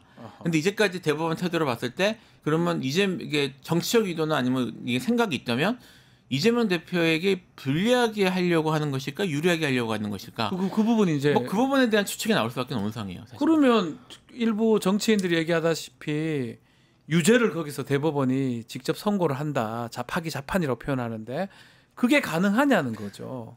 그렇게 유죄를 선고할 수는 없고 기본적으로 파기 자판을 한다는 거는 유죄가 선고된 걸 무죄로 바꾸는 거. 이거는 아니야. 무죄. 이렇게 딱 이거는 괜찮지만 공소기각 뭐 이런 왜냐하면 이게 무죄로 선고된 걸 유죄로 하려면 양형을 대법원에서 할 수가 없잖아요.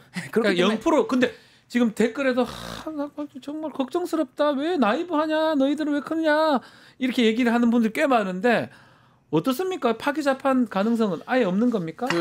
저도 이건 제가 리서치를 해본 건 아니고요. 저도 누가 이제 한 걸 봤는데 헌정 역사상 파기 자판한 케이스가 딱 한 번 있다 그러네요.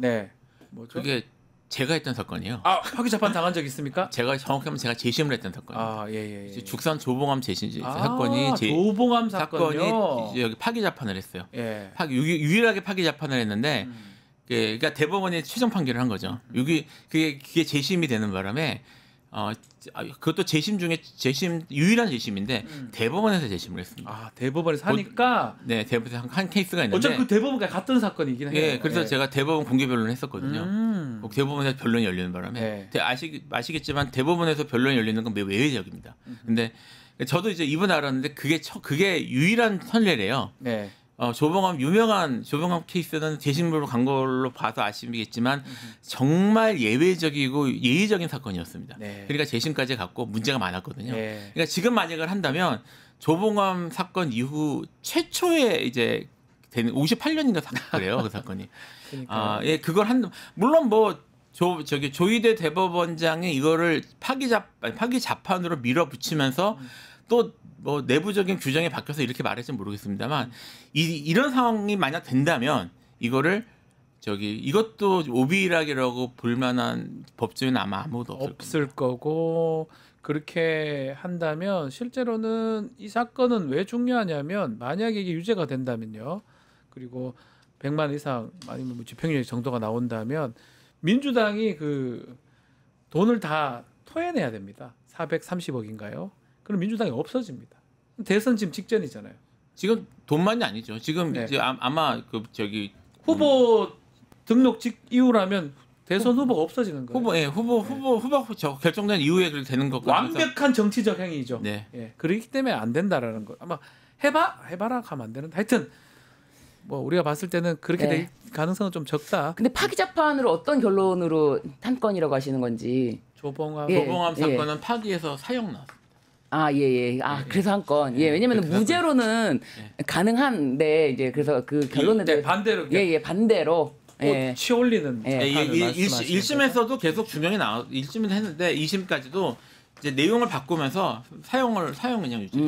결국은 뭐 어떻게 상고 기각이 좀 빨리 나올 것 같다 이렇게 보십니까? 그러니까 상고 기각이라는 게 어쨌든 이 결론에 대해서 대법원 전원합의체에서 상고 기각을 목적으로 의도로 가지고 온 건 저는 아닌 것 같아요. 그러니까 상고 기각을 하고 빨리 털어줄 목적으로 이 사건을 대법원장이 전원합의체를 가지고 온 것은 아니지만 사실 이 결론이 나려면은 지금 노태학 대법관은 회피를 했기 때문에 돈이 빠졌어요. 네, 그렇기 때문에 지금 그리고 법원행정처장은 이제 빠지니까요. 네. 그러니까 12명이잖아요. 네. 12명이면은 7대5로 결론이 나야 돼요. 근데 이거를 대법원장이 이렇게 갖고 왔다고 어떤 의도가 있잖아요. 이거를 내가 상고기가 빨리 해줘야지, 빨리 털어줘야지 이런 마음으로 갖고 왔다. 이런 건 아니라는 거를 서로 안다고 하더라도 이 대법원장의 의도에 따라서 결론이 나지는 않을 것 같다. 그렇죠. 네, 그래서 그 대법원장이 원하는 결론이 있다 하더라도 가지고 온 의도와 있다 하더라도 대법관들의 대법관들도 이 사건 자체를 들여다보면은 이거를 뭐 어떤 식으로 결론을 낼 수가 답은 하나다. 하도 이상한 일이 많이 일어나니까 우리 국민들이 불안해하시는 것 같아요. 상고 기각 확정, 그렇게 봅니다. 다만 이제 말씀하신 것처럼 파기 자판이나 아니면 뭐 유죄로 파기환송하는 건 쉽지 않을 것이라는 생각은 들어요. 왜냐하면 말씀하신 것처럼 이게 그 대법원장은 재판을 이끌고 뭐 진행하는 것에 대한 권한을 갖는 것이지. 그 각 대법원들의 대법관들의 그런 판단이나 이런 것들을까지 할 수는 없는 것이고 그리고 전원합의체로 가면 다른 의견을 내는 사람들은 전부 이름을 씁니다. 그러니까 어느 대법관이 무슨 얘기를 했는지를 다 기록을 하고요. 그거랑 똑같아요. 헌법재판소에서 재판관들의 반대 의견, 소수 의견. 다 씁니다. 다 씁니다. 그래서 그 역사에 남습니다. 그러니까 진짜 자기 이름과 명예와 모든 걸 걸고 해야 되는 거라 뭐 그 사람들을 다수를 자기가 그런 만약에 어떤 방향을 생각한다고 하더라도 자기 생각대로 끌고 가는 건 쉽지 않아요. 우리 예전에 이 탄핵 헌법재판 우리 예측할 때 우리 세 명이 공이 얘기한 게 결정문에 자기 이름 걸고 쓸 수 있는 재판관, 법관은 없다라고 우리가 얘기를 했던 적이 있잖아요. 네. 대법원 전원합의체도 똑같아요. 저는 그래서 여기도 12대 0이 나올 것이다. 네. 12대 0으로 상고 기각 확정이 될 것이다라고 생각합니다. 그렇게 보시는 거군요. 네. 뭐 대법원장이 뭐 한다 하더라도 본인 의도대로 다 끌어갈 수도 없다. 왜냐하면 대법원장이 맨 마지막에 의견을 밝히는데 11대 지금 나는 그렇다. 아니다 할 수가 없다니까. 그럼 본인이 이상한 사람이 저 사람이 이 사건을 왜 갖고 왔는지부터 해가지고 너무 보이니까 12대 0으로 결정이 날 것이다. 너무 걱정하지 마세요. 직위원 뭐 구속 취소 그 얘기 계속 하시는데 그거는 그 소부 그 지방재판부에서 한 거고 대법관들이 그렇게 알겠습니다. 요거 하나만 좀 짚어보죠. 지금 경선 국민의힘 경선 지금 됐는데 나경원 후보 떨어지고 안철수 후보가 돼서 결국은 반탄 찬탄 이 2대2 구도가 돼가지고 토론에 지금 주말부터 한다고 하거든요. 뭐 좀 주목해야 될 부분들이 있을까요? 어떻게 이거 뭐 지금 전반적인 구도가 그렇지만 말씀하신 것처럼 뭐 찬탄 반탄 결국은 이게 친윤이냐 반윤까지는 제가 아닌 것 같고 비윤이냐 저기 차이일 것 같은데 지금 이제 뭡니까 현재부 지금부터는 당심이 들어가잖아요. 당원들의 지지가 들어가서 당원들의 보수적 지지 이런 것 사실은 좀 더 보수화돼 있고 뭐 최근에 극우도 많이 들어왔다고 하니까 그 사람들이 어떻게 지지하는지가 중요할 것 같아요. 지금까지 사실 이제 뭐 예를 들면 지금 반반으로 올라왔는데 그 비윤이 지금 둘이 포함될 수 있었던 이유는 제가 봤을 때는 여론조사나 이런 것들 기준으로 올랐기 때문인 것 같거든요. 근데 지금부터는 당원 50 들어가요 이제 들어가니까요. 그래서 그 친윤 쪽 후보들이 아무래도 좀 유리하지 않을까. 이런 생각이 좀 정확하게 짚어주셨어요. 때까지는 100% 역선택 방조가 있었긴 하지만 100% 여론조사로 돌았다면 이제는 50대 50입니다. 당원 50 굳건하거든요. 뭐 예측해 보죠. 누구 되는 겁니까? 저는 누구라고 치면은 뭐 이 결승 2명. 김문수 저는 홍준표 이렇게 그렇게 2명이 된다고요? 한동훈은 안 떨어집니까? 떨어집니다. 떨어집니다. 왜냐면은 당내 한동훈 세력이 아주 약합니다. 아주 약해요. 정치적 기반도 약하고 그리고 한동훈을 떨어뜨리겠다는 정말 강한 마음을 가진 사람들이 당내에 너무 많기 때문에 그래서 김문수 홍준표. 그러면 최종 결승 진출자. 솔직히 저는 김문수 후보가 올라갔으면 좋겠습니다. 국제교대요. 우리 김필성 변호사님은 저도 김문수 후보가 제일 가능성이 높을 것 같아요. 왜냐하면 지금 이제 친윤 비윤 이렇게 얘기했는데 이제 친윤으로 묶고 쓰는 사람은 아마 이제 김문수하고 홍준표 후보일 거예요. 근데 홍준표 후보는 사실 조금 애매합니다. 애매하다. 그러니까 아시겠지만 국힘에서 가장 조기 개선에 적극적으로 나섰던 분이고요.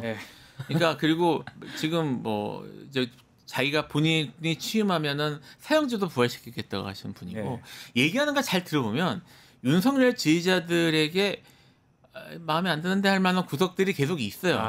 근데 그럼에도 불구하고 이분이 이제 보수적 이미지가 강하니까 그쪽으로 분류가 되는 것인데 이게 만약에 두 분이 남는 상황이면 저는 지금 특히 이제 윤석열 지지하시는 분들은 김문수 쪽이 확 쏠릴 가능성이 높을 것 같아요.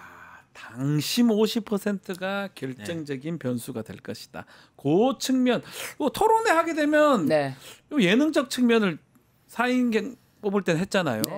또 우리 그런 것도 보게 되는 겁니까? 근데 사실 그런 게 정말 너무 MBTI하고 뭐 그러니까요. 생머리냐 아니냐 뭐 이런 거. 다시 태어나면 바퀴로 태어날래, 바퀴벌레로 태어날래 뭐 이런 게 참 이게 대선 경선 과정에서 나올 질문인가. 아무리 그렇게 예능적인 요소를 살린다고 하더라도 근데 그런 걸 국민들이 보고 싶어하는 건 아니거든요.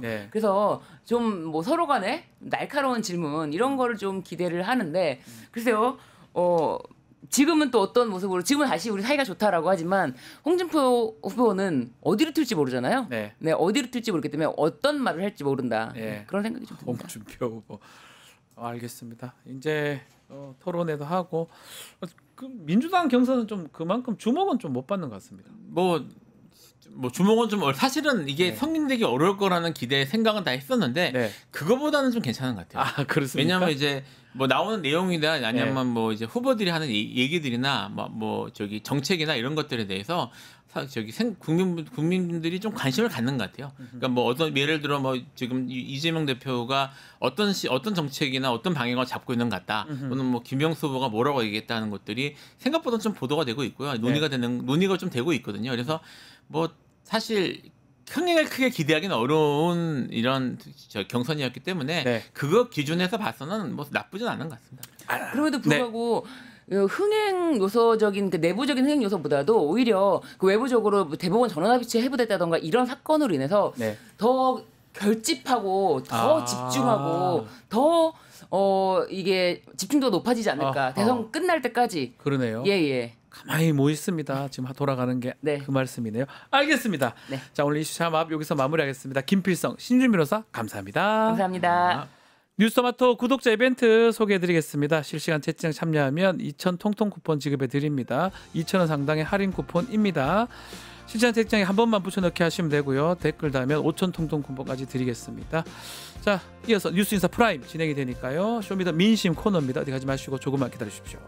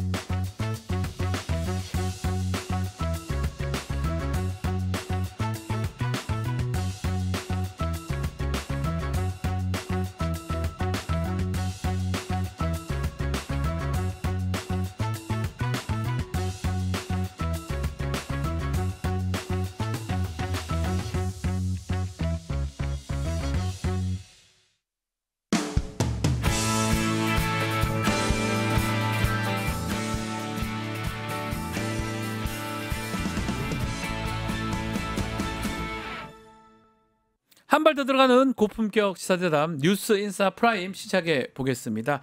목요일 쇼미더 민심입니다. 민심 쏙쏙들이 들여다보겠습니다. 윤희웅 대표님, 또 박영식 정치시사 에디터 두 분 함께합니다. 안녕하십니까? 네, 반갑습니다. 안녕하세요. 자, 개요 짧게 소개해드리면요. 리얼미터가 에너지경제신문 의뢰로 지난 16일, 18일 전국 18세 이상 유권자 504명 대상으로 조사한 내용이고요. 1,504명. 죄송합니다. 1,504명입니다. 10,000명이면 상당히 신뢰도가 높을 수 있는데요. 1,504명입니다. 95% 신뢰 수준, 표본 오차 플러스 마이너스 2.5%포인트입니다. 자, 무선 자동응답 방식이고 응답률이 6.6%입니다. 자, 박영식 에디터가 조사 표집 성향 먼저 살펴주시면 좋을 것 같아요. 1,504명 중에요. 진보가 352명이고요. 중도가 632명이고 보수가 412명이었습니다. 네, 일단 대선 6월 3일 날 치러지는데요. 어떤 결과가 나올지 기대하는 조사를 했는데 어떤 결과가 나왔습니까? 예, 정권 교체나 정권 연장이냐 이제 이 결론인데요. 중요하죠, 이거. 차기 대선 집권 세력에 대한 선호도 조사 결과를 보면 야권의 정권 교체가 59.9%로 더 우위에 놓여 있습니다. 다만 범여권의 정권 연장도 34.3%의 지지를 보였고요. 잘 모르겠다가 5.8%로 보였는데 이 조사에서는 어쨌든 3월 첫째 주부터 시작해가지고 4월 셋째 주에 이르기까지 지금 계속해서 정권 교체와 정권 교체와 연장 사이의 어떤 간극이 점점 더 지금 벌어지고 있는 것을 여러분들 그래프상으로도 확인하실 수 있습니다. 어떨 때는 확 붙었을 때도 있는데 지금은 좀 격차가 벌어지고 있다고 봐야 되겠죠? 근데 지난 1월 같은 경우에 1월, 2월 같은 경우에 상당히 이제 좁혀졌고 겹쳐졌던 상황, 경쟁 구도가 만들어졌던 상황인데 그 이후에는 전반적으로 지금 추세가 정권 교체 흐름들이 높았고 최근에 한 5%포인트 가량 이제 더 격차가 벌어진 상황들이 여러 조사에서 확인이 되고 있는 그런 측면이 있습니다. 그래서 지금 어쨌든 왜냐면 캠페인이 선거가 시작됐는데 사실 제가 봤을 때 선거 운동이라고 할 수 있는 캠페인이라고 할 수 있는 건 지금 이제 사실 야당만 하고 있는 거예요. 여당은 이제 내부에서 지금 탄핵에 대한 입장 정리마저 안 돼 있는 그런 상황이니까 경선하고 있긴 하지만 그 효과가 지금 최근에 격차가 벌어진 데 영향을 주고 있다고 할 수 있겠습니다. 자, 그리고 각 당별로 어떤 후보가 최종 대선 후보가 돼야 되냐 이 조사도 좀 해봤는데 이제 민주당부터 한번 살펴볼까요? 네, 이제 민주당의 후보 적합도를 보겠습니다. 이 이재명 대표가 굉장히 높은 비율을 좀 차지하고 있긴 하거든요. 근데 저거 지금 보면 더불어민주당이 했을 때하고 전체가 했을 때 차이가 좀 나긴 하네요. 그렇죠. 그러니까 전체는 53.4%인데 더불어민주당 지지층과 무당층을 이제 더해서 살펴보면 82.9%까지 올라가고요. 뒤따르는 후보들은 양쪽 다 어쨌든 이재명 후보에게 큰 차이를 좀 보이고 있습니다. 김동연 후보가 17.3%, 김경수 후보가 5.7%, 기타 인물 4.1, 없음이 15.2, 잘 모름이 4.3으로 되어 있는데 어쨌든 여기서 두각을 드러내고 있는 대목은 더불어민주당 지지층과 무당층 놓고 봤을 때 82.9%라는 굉장히 높은 수치를 기록하고 있다는 지금 점입니다. 경선하고 있고 뭐 90%에 가까운 지금 득표율을 이재명 후보가 좀 얻고 있는데 이런 여론조사하고도 좀 맥을 같이 하는 것 같아요. 맞습니다. 지금 이제 이 조사에서 어떤 분들은 왜 전체 조사에서는 한 절반 수준인데 민주당 지지층과 무당층에서는 또 이렇게 높으냐. 근데 전체 결과에서는 많이 말씀드렸지만 국민의힘 지지자들도 응답을 하기 때문에 이제 이재명 후보를 선택을 안 하는 것이죠. 그럼 다른 약체 후보를 선택하거나 없다라고 하는 응답을 선택을 하게 되니까 낮게 나오는 것인데 민주당 지지층과 무당층만 했을 때는 상당히 높아지는데 민주당 지지층만 했을 때는 거의 90에 가까워요. 그래서 지금 이제 여론조사에서는 모르는 응답이 있잖아요. 그거를 빼면 좀씩 올라갈 거 아니에요. 더 올라갈. 그러니까 90%. 그러니까 지금 이제 경선에서 득표율 막 그 정도 수준으로 확인되고 있는 것이라고 할 수 있겠고요. 사실 이제 그 오른쪽에 있는 그래프들 간의 격차가 이제 의미가 있는 거잖아요. 그렇죠. 이제 1위 후보와 2, 3위 후보 간에. 그러니까 사실 이 정도니까 룰 논쟁이 있잖아요. 사실 이제 큰 의미 없다고 의미가 없는 거죠. 어떤 룰로 되든지 간에 압도하잖아요. 원래 막 룰 논쟁이 의미가 있으려면 저 그래프 차이가 좀 있어야 되잖아요. 그러니까 룰을 이렇게 변경했을 때 결과가 바뀔지도 모른다라고 하는 게 있을 때 이제 의미가 있는 건데. 예컨대 국민의힘 같은 경우는 유승민 후보 같은 경우는 그렇죠. 전체 했을 때하고 확 올라가니까 지지층이 했을 때 완전 달라지니까. 네, 지금은 그런 상황이라고 하겠습니다. 지금 90% 얘기를 하고 있는데. 이제 충청 영남에서 90%는 아직 안 됐어요. 이번 주말에 호남하고 수도권 경선하거든요. 어떻게 예상하십니까? 저는 뭐 90%에 가까운 90%를 넘을지 안 넘을지에 대한 것은 제가 좀 조심스럽긴 합니다만은 90%에 가까운 득표를 그대로 기록할 거라고 보고요. 그렇게 되지 않았으면 좋겠다. 그렇게 혹은 그렇게 안 될 것이다라고 예상하는 주류 언론들의 이제 근거들을 좀 보면 2022년 이제 경선 때 이낙연 후보가 유일하게 이긴 지역이 있습니다. 이재명 당시 후보를 꺾었던 지역. 호남하고 수도권이거든요. 호남하고 서울이거든요. 이제 예를 들면 호남에서는 보니까 46.95%가 이재명 후보의 득표율이었고요. 47.12%가 이낙연 후보의 득표율이었습니다. 그러니까 아주 근소한 차이로 밀린 지역이기도 하기 때문에 이번에 호남 쉽지 않다. 이렇게 이제 근거로 들고 있는 것 같아요. 근데 그때 당시에 차이도 굉장히 근소한 차이로 패배를 했던 거고 이제 수도권 때 득표율을 본다라고 한다면 좀 차이가 많이 벌어지긴 했습니다만은 그때는 뭐 내부적으로도 이제 여러 의혹들이 실제 이 선거 인단들을 대상으로 해서 특정 종교 세력이 붙은 거 아니냐 이제 이런 의혹들이 민주당 내부에 그때 당시에 있었던 걸로 기억을 합니다. 실제 이번에는 그것과는 전혀 관계가 없이 90%에 가까운 득표율이 나올 거라고 보고 또 하나의 호남이 이재명 대표에게 불리하다라고 얘기하고 싶은 하나의 근거는 최근에 있었던 재보궐선거에서 조국혁신당한테 민주당이 담양군수를 내줬기 때문에 이것 역시도 이재명 후보에게 유리하지 않다라고 보는 근거인 것 같아요. 근데 이거는 지금 일단 흐름이나 기세라는 게 분명히 존재하기 때문에 호남 지역에서 이재명 후보가 타 후보에게 예를 들면 밀린다? 김경수 후보와 이제 가령 동영 후보에게 밀린다? 과연 이제 이걸 그렇게 생각해야 될지는 저는 뭐 동의하지는 않습니다. 언론하고는 뭐 달리 될 것이다. 여론에 들어가 있는 상황에서 이제 어느 지역 대한민국의 이제 어느 광역자치단체별로 봤을 때 차이가 유의미하게 크다. 이런 현상은 사실은 요즘에 잘 없어요.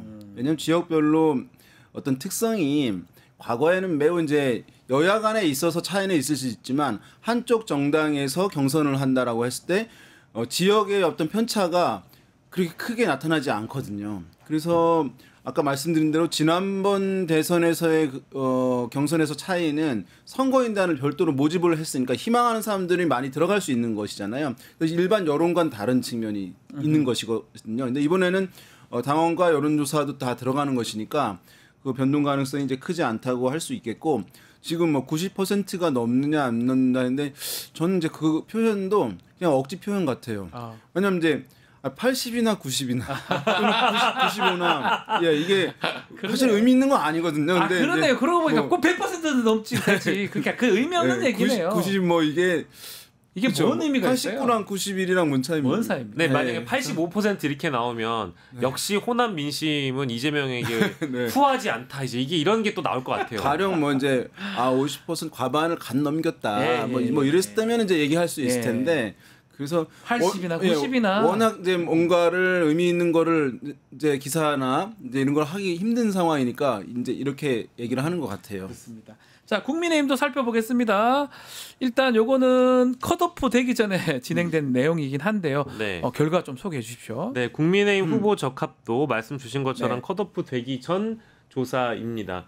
이제 빨간색 막대가 이 리얼미터 조사 저희가 소개해 드릴 내용이고요. 그 분홍색은 국민의힘 지지층 더하기 무당층과 관련된 내용인 거 참고로 보시면 되겠습니다. 일단은 빨간 막대부터 보면 국민의힘 후보 적합도 김문수 후보 18.6%, 한동훈 14.9%, 홍준표 12.4%, 안철수 후보 9.6%, 나경원 후보 6.4, 유정복 후보 2.3, 양향자 2.2, 이철우 1.1, 기타 5.7, 없음이 여기는 좀 높습니다. 23.2%로 국민의힘 후보 적합도에서는 없음이 제일 높아요. 사실은 이 후보들보다 높습니다. 그래서 이 대목이 좀 주목해야 될 전체가 그렇죠.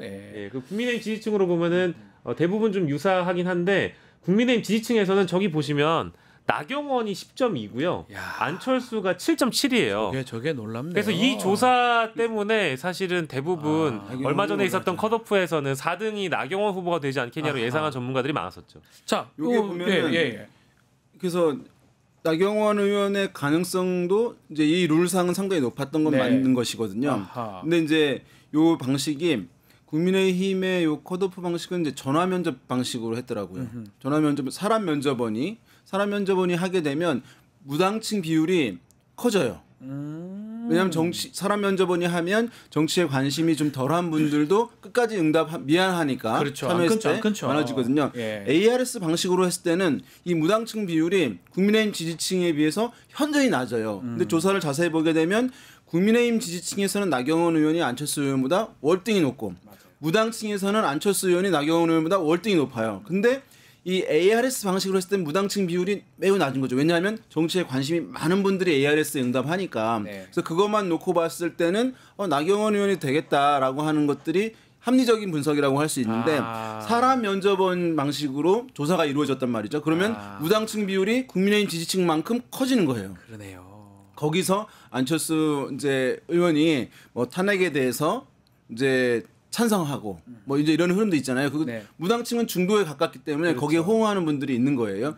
그래서 막판에 이렇게 이제 좀 변화가 있었다라고 보시는 게 좋을 것 같습니다. 무당층이 안철수를 끌어왔을 것이다 이렇게 짚어주신 것 같습니다. 여기 여론조사 보면 또 그대로 사실 나와요. 보면 나오죠. 어쨌든 간에 결국 탄핵 찬성 2명, 반대 2명 경선이 가는데 가장 눈에 띄는 게 이제 나경원 후보를 지지했던 사람들. 그 표가 어디로 가냐 이게 좀 눈에 띌 것 같아요 앞으로. 그러니까 뭐 나경원 후보 지지하시던 분들은 사실 죄다 김문수 후보 아니면 홍준표 후보로 가는 게 당연한 거 아니겠습니까? 그럴 것 같은 느낌이 들죠. 그러니까 이게 누가 그런 재밌는 표현을 하더라고요. 그러니까 나경원 후보가 떨어진 이유는 저 후보군에 탄핵 반대파에 김문수는 윤석열을 마신 사람이고 홍준표는 윤석열로 씻고 있는 사람이다. 근데 나경원은 윤석열로 묻어있는 사람이다.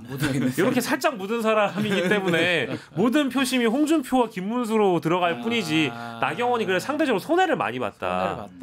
이제 표현을 많이 해주시는데 저는 뭐 동의합니다. 그렇기 때문에 이번에도 어쨌든 나경원 후보가 빠지면서 기존에 있던 효과를 김문수, 홍준표 후보가 다 가져갈 텐데 다만 여론조사의 흐름으로 본다면 한 2주 전부터 나왔던 조사를 대체적으로 다 보잖아요. 김문수 후보가 대체적으로 여론조사가 하락세로 네. 지금 가고 있는 상황이라서 이미 또 홍준표 후보는 이런 내용들을 잘 알고 있기 때문에 최근에 언론 인터뷰를 보면 나경원 후보를 어쨌든 캠프에 들이겠다 이렇게 지금 선언을 한 바 있잖아요. 이제 그런 걸 보면 이미 들었다면은 뭐 더 이제 효과가 배가 될 거라고 봐서 홍준표 후보 쪽으로 쏠릴 가능성이 더 높겠죠. 네. 일단은 지금 이제 나경원 의원 대신 안철수 의원이 들어오는 것에 대해서 가장 아쉬워하는 분은 한동훈 전 대표겠죠. 네. 2대2 안 되고 3대1 되면 본인은 결선 갈 가능성이 높은데 그 기류들을 독점할 수 있었던 것인데 이제 안철수 의원과 나눠 가져야 되잖아요. 네. 그러니까 탄핵에 대해서 이제 탄핵에 대해서 찬성했던 이제 그 기류 보수층이나 중도층에 그런 이제 게 있겠고 지금 이제 앞으로 경선을 보게 된다면 지금까지 이제 4명으로 컷오프하고 이제 2명으로 또 컷오프 되는 거잖아요. 그렇죠. 4명까지는 뭐가 쟁점이었냐? 윤석열 대통령과의 관계가 어떠냐? 입장이 뭐냐라고 하는 것이 쟁점인 거예요. 이제 나 친해? 아니면 뭐 탄핵 찬성에 반대해? 근데 이제 지금부터 2명으로 추려질 때까지는 그거는 이제 논의가 아마 줄어들 것으로 보이고 밖에 있는 한동훈 권한대행 등 외부 사람과 너 단일화 할 거야 말 거야. 요거 이제 그래서 당원들 같은 경우는 누구 딱 한 명을 배타적으로 지지하기보다는 우리 당이 이길 만한 사람, 그러니까 승리할 만한 인물이라고 한다면은 당원들은 아마 그 사람을 선택할 거 아니에요. 그렇죠. 근데 어떤 사람이 저는 단일화를 외부 인사들과 전혀 하지 않겠습니다 하면은 지금 그걸로 경쟁 구도를 만들 수가 없으니까 그 사람들은 배제가 되는 거예요. 그래서 지금 이제 캠페인을 잘 보시게 되면 적극적으로 하겠다라고 하는 얘기를 이제 이게 해요. 전략상이에요. 이걸 안 하면 배제되는 거예요, 당원들한테. 그렇죠. 네. 당원들이 이제 50%가 새롭게 반영이 되는 거거든요. 지난 사보가 다르게. 그렇죠. 네, 그래서 나 반드시 할 거야. 그리고 이제 이랬거든요. 홍준표 전 시장이 후보가 만약에 최종적으로 됐으면 단일화에 좀 적극 나서지 않을지도 모른다. 그런 분석도 있잖아요. 있었는데 한다고 하잖아요. 예, 지금은. 예, 왜냐하면 표를 더 받을 수 있기 때문에. 그래서 그 흐름으로 이제 가는데 주목되는 거는 한동훈 후보가 어떤 입장을 내세울지. 이게 굉장히 주목되는 부분이죠. 한동훈 전략적으로 본인이 2등 안에 들려고 할 때 그것을 어떤 애매모호하지만 거부하지 않겠다는 흐름으로 얘기할지 아니면 지금까지 스탠스로 한다면 하면 안 되는 거잖아요. 안 맞는 거잖아요. 그 부분이 이제 오늘 정도에 어떻게 나올지 한번 보시면 좋을 것 같네요. 어떻게 2명 통과된 사람 누굴까요? 본선에 올라가는 사람이요? 궁금해요. 이게 진짜 요즘에 받는 질문 중에 제일 어려운 것 같습니다. 그러니까 이게 예측하는 게 사실 쉽지가 않긴 한데 근데 또 여론조사 보면 뭔가 나와 있긴 하거든요. 사실은. 근데 50대 50. 저는 기존의 예상을 이제 홍준표 후보와 한동훈 후보로 압축이 될 거라고 봤어요. 근데 그게 이제 그 근거는 일단 오늘부터 맞수 토론이 시작이 되잖아요. 어제 미디어데이 있었고 각 후보 간에 자신의 대상을 지명한 거를 보면 일단 한동훈 후보가 3번이나 이 1대1 토론에 참여를 하게 됩니다. 노출 빈도가 제일 높고요. 그리고 홍준표 후보도 1, 2등 전략으로 묶기 위해서 한동훈 후보가 홍준표 후보를 골랐을 때 그 자리에서 바로 나는 그냥 한동훈 후보와 하겠다라고 이미 골라버린 걸 보면 둘 다 이 전략 자체를 1, 2등 전략으로 지금 묶어가고 싶다라는 생각이 저는 이제 강하게 이제 들었거든요. 그래서 그 기존에 있었던 여론조사들이나 저희가 지금 분석하고 있던 내용들을 토대로 본다고 하더라도 일단 탄핵 반대파는 홍준표 쪽으로 이제 쏠릴 것 같고요. 그리고 탄핵 찬성파는 아쉽게도 안철수 후보가 아니라 한동훈 후보 쪽으로 많이 몰려갈 가능성이 높다고 보고 실제로 한동훈 후보의 이 어떤 팬덤이라고 해야 될까요? 이 팬덤이 상당히 다른 후보 못지않게 강하게 지금 결집되고 있는 그런 양상으로 보여져서 안철수 후보께는 좀 죄송합니다만은 본선 후보는 이제 2명이 되지 않을까 싶습니다. 한동훈 홍준표 예상하셨어요? 그러니까 당원이 이번에 이제 새로 들어간다는 게 50대 50 큽니다. 그래서 사실은 무당층에서 강세를 보였던 안철수 의원 같은 경우는 그 포션이 작아지는 거예요. 반영 비율이. 그 전에는 당원인이 안 들어갔고, 그렇죠. 이제 국민의힘 여론조사의 지지자와 무당층만 했으니까 안철수 의원이 이제 강세를 보일 수 있었는데 여기에 이거는 50%로 비율을 줄어들고 새로 50%가 당원이 들어가는 것이니까 당원은 국민의힘 지지자들 중에서도 성향이 센 분들이라고 봐야 되거든요. 그렇게 되면 아마도 이제 탄핵에 대해서 반대했던 사람들 약간 프리미엄을 얻을 가능성은 이제 있다고 보는 게 합리적이긴 해요. 그래서 김문수 한동훈이 되느냐, 김문수 홍준표가 되느냐. 네. 뭐 이런 흐름 내에서 이루어질 가능성이 있지 않. 근데 캠페인에 영향이 있는 거거든요. 만약에 지금 이제 시작하는 상황인데 누가 된다고 하면 캠페인이 필요 없다고 하는 것이니까 사실 이렇게 하면 그러니까 뭐냐면 홍준표 후보 같은 경우는 이제 죽은 카드는 아닌 부분. 우리 예드께서 말씀하신 대로 이렇게 지금 당원들의 영향력이 있는 국회의원들과 위원장, 지역위원장들을 이렇게 이제 당협위원장들을 많이 지금 확보를 하는 상황이니까 예. 그 상황이 좀 주목되는 부분이 이제 있다고 할 수가 있을 것 같습니다. 물론 예외적으로 홍준표, 한동훈 가능성도 있을지 모르겠는데 아무튼 좀 더 보겠습니다. 김문수 쪽이 좀 더 낫다 이렇게 보시는 거죠. 유지를 왜냐하면 적극적으로 한덕수 대행과 단일화를 하겠다라고 하는 부분들을 제일 세게 얘기를 하잖아요. 그렇죠. 그럼 안심이 좀 되는 측면들이 있을 수 있는데 그 부분 당원을 놓고 김문수, 홍준표 간에 이제 그 당원 확보 전략 그 캠페인이 이루어질 텐데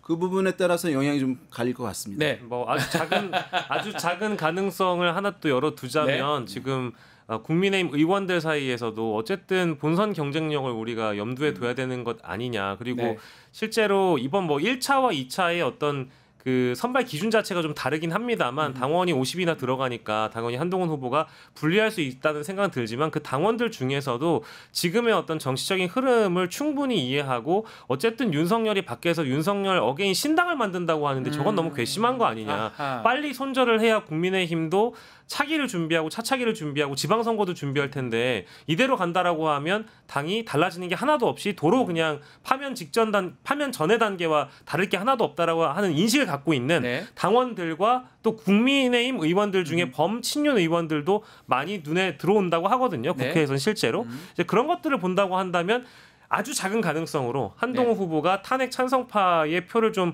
가져간다면 뭐 그거는 이제 하나의 가능성으로 저희가 열어두겠습니다. 알겠습니다. 자, 또 조사 하나 더 짚어보겠습니다.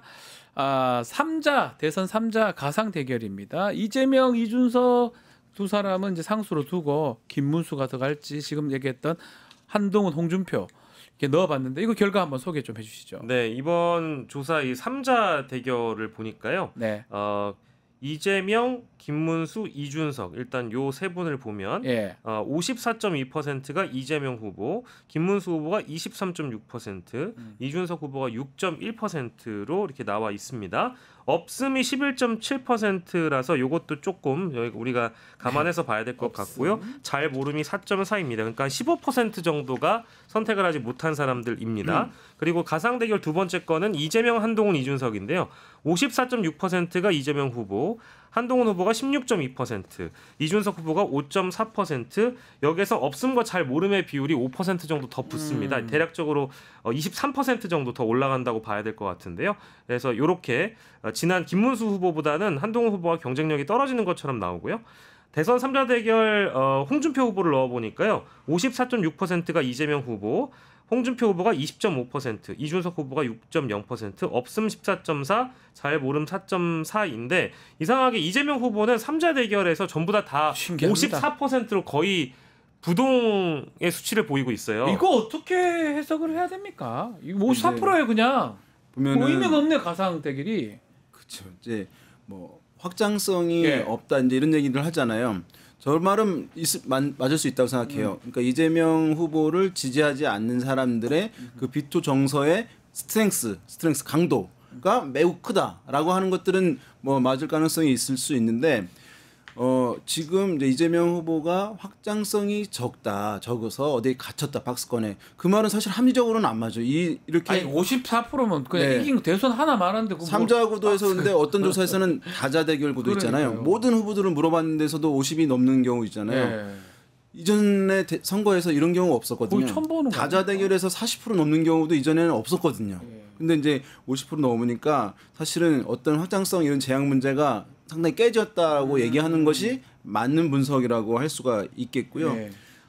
그리고 또 이제 되게 후보들이 하면 실제 득표율은 좀 더 올라가거든요. 모름몽답이 투표에는 없잖아요. 그래서 아마 이제 뭐 이재명 나중에 이제 후보가 보수에서 정해지게 되면 격차는 좀 더 줄어들 수 있다고 생각되긴 하거든요. 근데 일단은 뭐 워낙 격차가 크고요. 여기서 이제 몇 가지 좀 보여주고 있는데 뭐냐 하면 아까 어떤 인물에 따라서는 모르겠다, 잘 모르겠다, 없다라고 하는 것이 막 20% 내외까지 됐잖아요. 넘기도 하고 ARS 조사에서 이렇게 응답이 적은 게 한 20% 내외가 된다는 거는 매우 높은 거예요. 지금 뭐냐 하면 정당의 타이틀을 갖고 선거에 나오잖아요. 맞습니다. 그러면은 정당 지지율은 기본으로 깔고 가는 거예요. 상수. 그건 밑에 깔고 들어가는 건데. 이런 지금 조사들의 정당 지지율 한 35% 나오거든요. 국민의힘 지지율이. 근데 지금 3자 대결에서 국민의힘 후보들이 얻는 지지율 보세요. 20% 내외인 거예요. 10몇 % 되고요. 그러니까 지금 국민의힘의 그 소위 지지자라고 하는 분들이 갈라져 있음을 명확하게 보여주는 거예요. 이 사람이 탄핵에 대한 어떤 입장에서 난 지지하고 나랑 다르기 때문에 지지하지 않고 하는 부분이 원래 보수에서는 결집도가 워낙 더 강했거든요. 근데 지금은 뚜렷하게 나눠지는 바람에 당의 대표 1인으로 정해진다 하더라도 보수 표들이 또는 국민의힘 지지자들이 한 사람한테 확 쏠려주는 부분들, 몰아주는 부분들이 지금 안 나타나고 있는 상황이 지금 이 조사가 보여주는 이제 중요한 의미 중에 하나라고 할 수 있겠습니다. 그러니까 국민의힘에서는 경선하고 있지만 한 명을 정하는 것도 중요하겠지만 지지자들이라고 하는 분들이 그 한 명의 후보한테로 다 지지가 옮겨갈 수 있는지 여부. 그러니까 경선 과정에서 그런 것도 필요한 것이거든요. 근데 그것이 이제 없고 탄핵에 대한 입장 정리가 당 자체가 아직 잘 제대로 안 돼 있는 상황이니까 이런 문제가 계속 노정되고 있는 것 같습니다. 한덕수 대행은 지금 빠져 있어요. 근데 이제 마지막 변수 중에 하나가 한덕수가 나오면 조금 판도가 달라집니까? 저는 뭐 일시적으로는 판을 크게 흔들 가능성은 있다고 보는데요. 근데 그것도 일시적일 거라고 봅니다. 왜냐하면 한덕수 권한대행은 사실 이 선거판과 정치판에서 입증이 된 사람이 아니에요. 실제 현실 정치에 뛰어들어서 하루 이틀 정도만 일단 공개 활동을 하다 보면 정치권으로부터 제기되는 여러 의혹들과 언론의 검증이 시작이 될 겁니다. 그래서 여론조사상 드러나는 어떤 이런 기대가 반영된 수치는 아직 박스를 열어보지 않았기 때문에 당연히 이제 그 정도로 여론조사상 반영되는 그 비율 자체가 굉장히 높을 수 있거든요. 지금도 이미 국민의힘 주자들보다 훨씬 더 많이 나온 조사들도 왕왕 보여요. 그렇죠. 그렇기 때문에 실제 출마를 하게 된다라고 하면 뭐 우리가 이제 흔히 얘기하는 이른바 이제 컨벤션 효과 이런 효과도 분명히 있겠죠. 근데 다만 박스를 열고 나서 반기문 시즌2가 될 가능성이 너무 높고 그냥 반기문 시즌2가 될 수나 있을까? 왜냐하면 반기문의 경우에는요. 반기문, 정몽준 그리고 과거의 안철수 이런 경우에는 단일화 카드로 외부에서 거론됐을 때 이 정도의 수치가 아니라 30%를 상회하는 월등히 높은 수치였단 말이에요. 근데 이 정도밖에 안 되는데 만약에 박스를 연다? 처참하게 무너지거나 깨질 가능성도 일부 있기 때문에 일시적으로 효과가 있을 수 있으나 실제 검증이 되는 국면에서는 결과가 값이 달라질 수 있겠다라고 봅니다. 네. 어쨌든 이제 다른 후보들은 이제 이재명 후보를 내가 확실하게 잡겠습니다. 이제 이거인데 비해서 어쨌든 이제 한덕수 대행 같은 경우는 최근에 이제 뭐 이슈가 되고 있는 경제 상황과 관련한 문제, 한미 관계, 한미 통상 문제에 대해서 얘기를 할 수 있는 인물이니까 아마도 이제 주목도를 이제 받고 있는 것이고 보수에서도 계속 거론하는 것이라고 할 수 있을 텐데 그래서 지금 나와 있는 후보들에 비해서는 뭔가 좀 내용 있는 캠페인을 이제 할 수 있는 측면이 있고 그래서 좀 더 지지율은 좀 높을 거라고 보긴 해요. 다만 이제 그런데 그 격차가 그러면 지금 야당의 유력한 인물 후보인 이재명 후보와의 격차가 경쟁 구도가 만들어질 것이냐 그거는 지금의 사실로 수치로 봤을 때는 그렇게까지는 나오기가 쉽지 않은 거거든요. 그래서 이제 마지막에 와서 혹시 뭐 이준석 후보까지 전체를 흔히 얘기하는 이제 빅텐트. 사실 뭐 빅텐트가 원터치가 아니면은 이게 시간이 많이 걸려서 지금 대선 얼마 안 남았거든요. 그다음에 5월 초에 한 일주일이 또 빠지는 거예요. 그러면 실제로 이제 한 달이 채 안 남는 그런 상황인데 이 텐트를 치는 것도 시간이 걸리는데 왜냐면 신뢰관계가 있어야 되는 거거든요. 이게 결론은 뭐냐면 그 지지자들이 합쳐져야 되는 거잖아요. 자기들끼리 이제 빅텐트를 한다 하더라도 지금은 국민의힘 같은 경우는 누구냐에 따라서도 지지가 안 모아지는 상황인데 빅텐트란 이름으로 해서 한다 하더라도 다양한 지지자들이 스펙트럼 있는 지지자들이 그걸로 이제 모아질 것이냐의 문제는 또 다른 문제인 것이기 때문에 저는 이제 그 파괴력이 다른 후보들보다는 나을 것 같은데 뭐 최종적으로 경쟁 구도를 만들 것이냐에 대해서는 좀 회의적입니다. 알겠습니다. 자, 오늘 두 분 말씀은 여기까지 듣겠습니다. 쇼미더민심 윤희욱, 박영식에 대해서 두 분 감사합니다. 고맙습니다. 내일 방송 짧게 소개해드리겠습니다. 체타임 준비되어 있고요. 김종대 또 부승찬 의원의 최강 디펜스 플러스 또 세계화 K도 준비되어 있습니다. 내일도 많은 시청 부탁드리고요. 오늘 방송 여기서 마무리하겠습니다. 시청해주신 여러분 고맙습니다.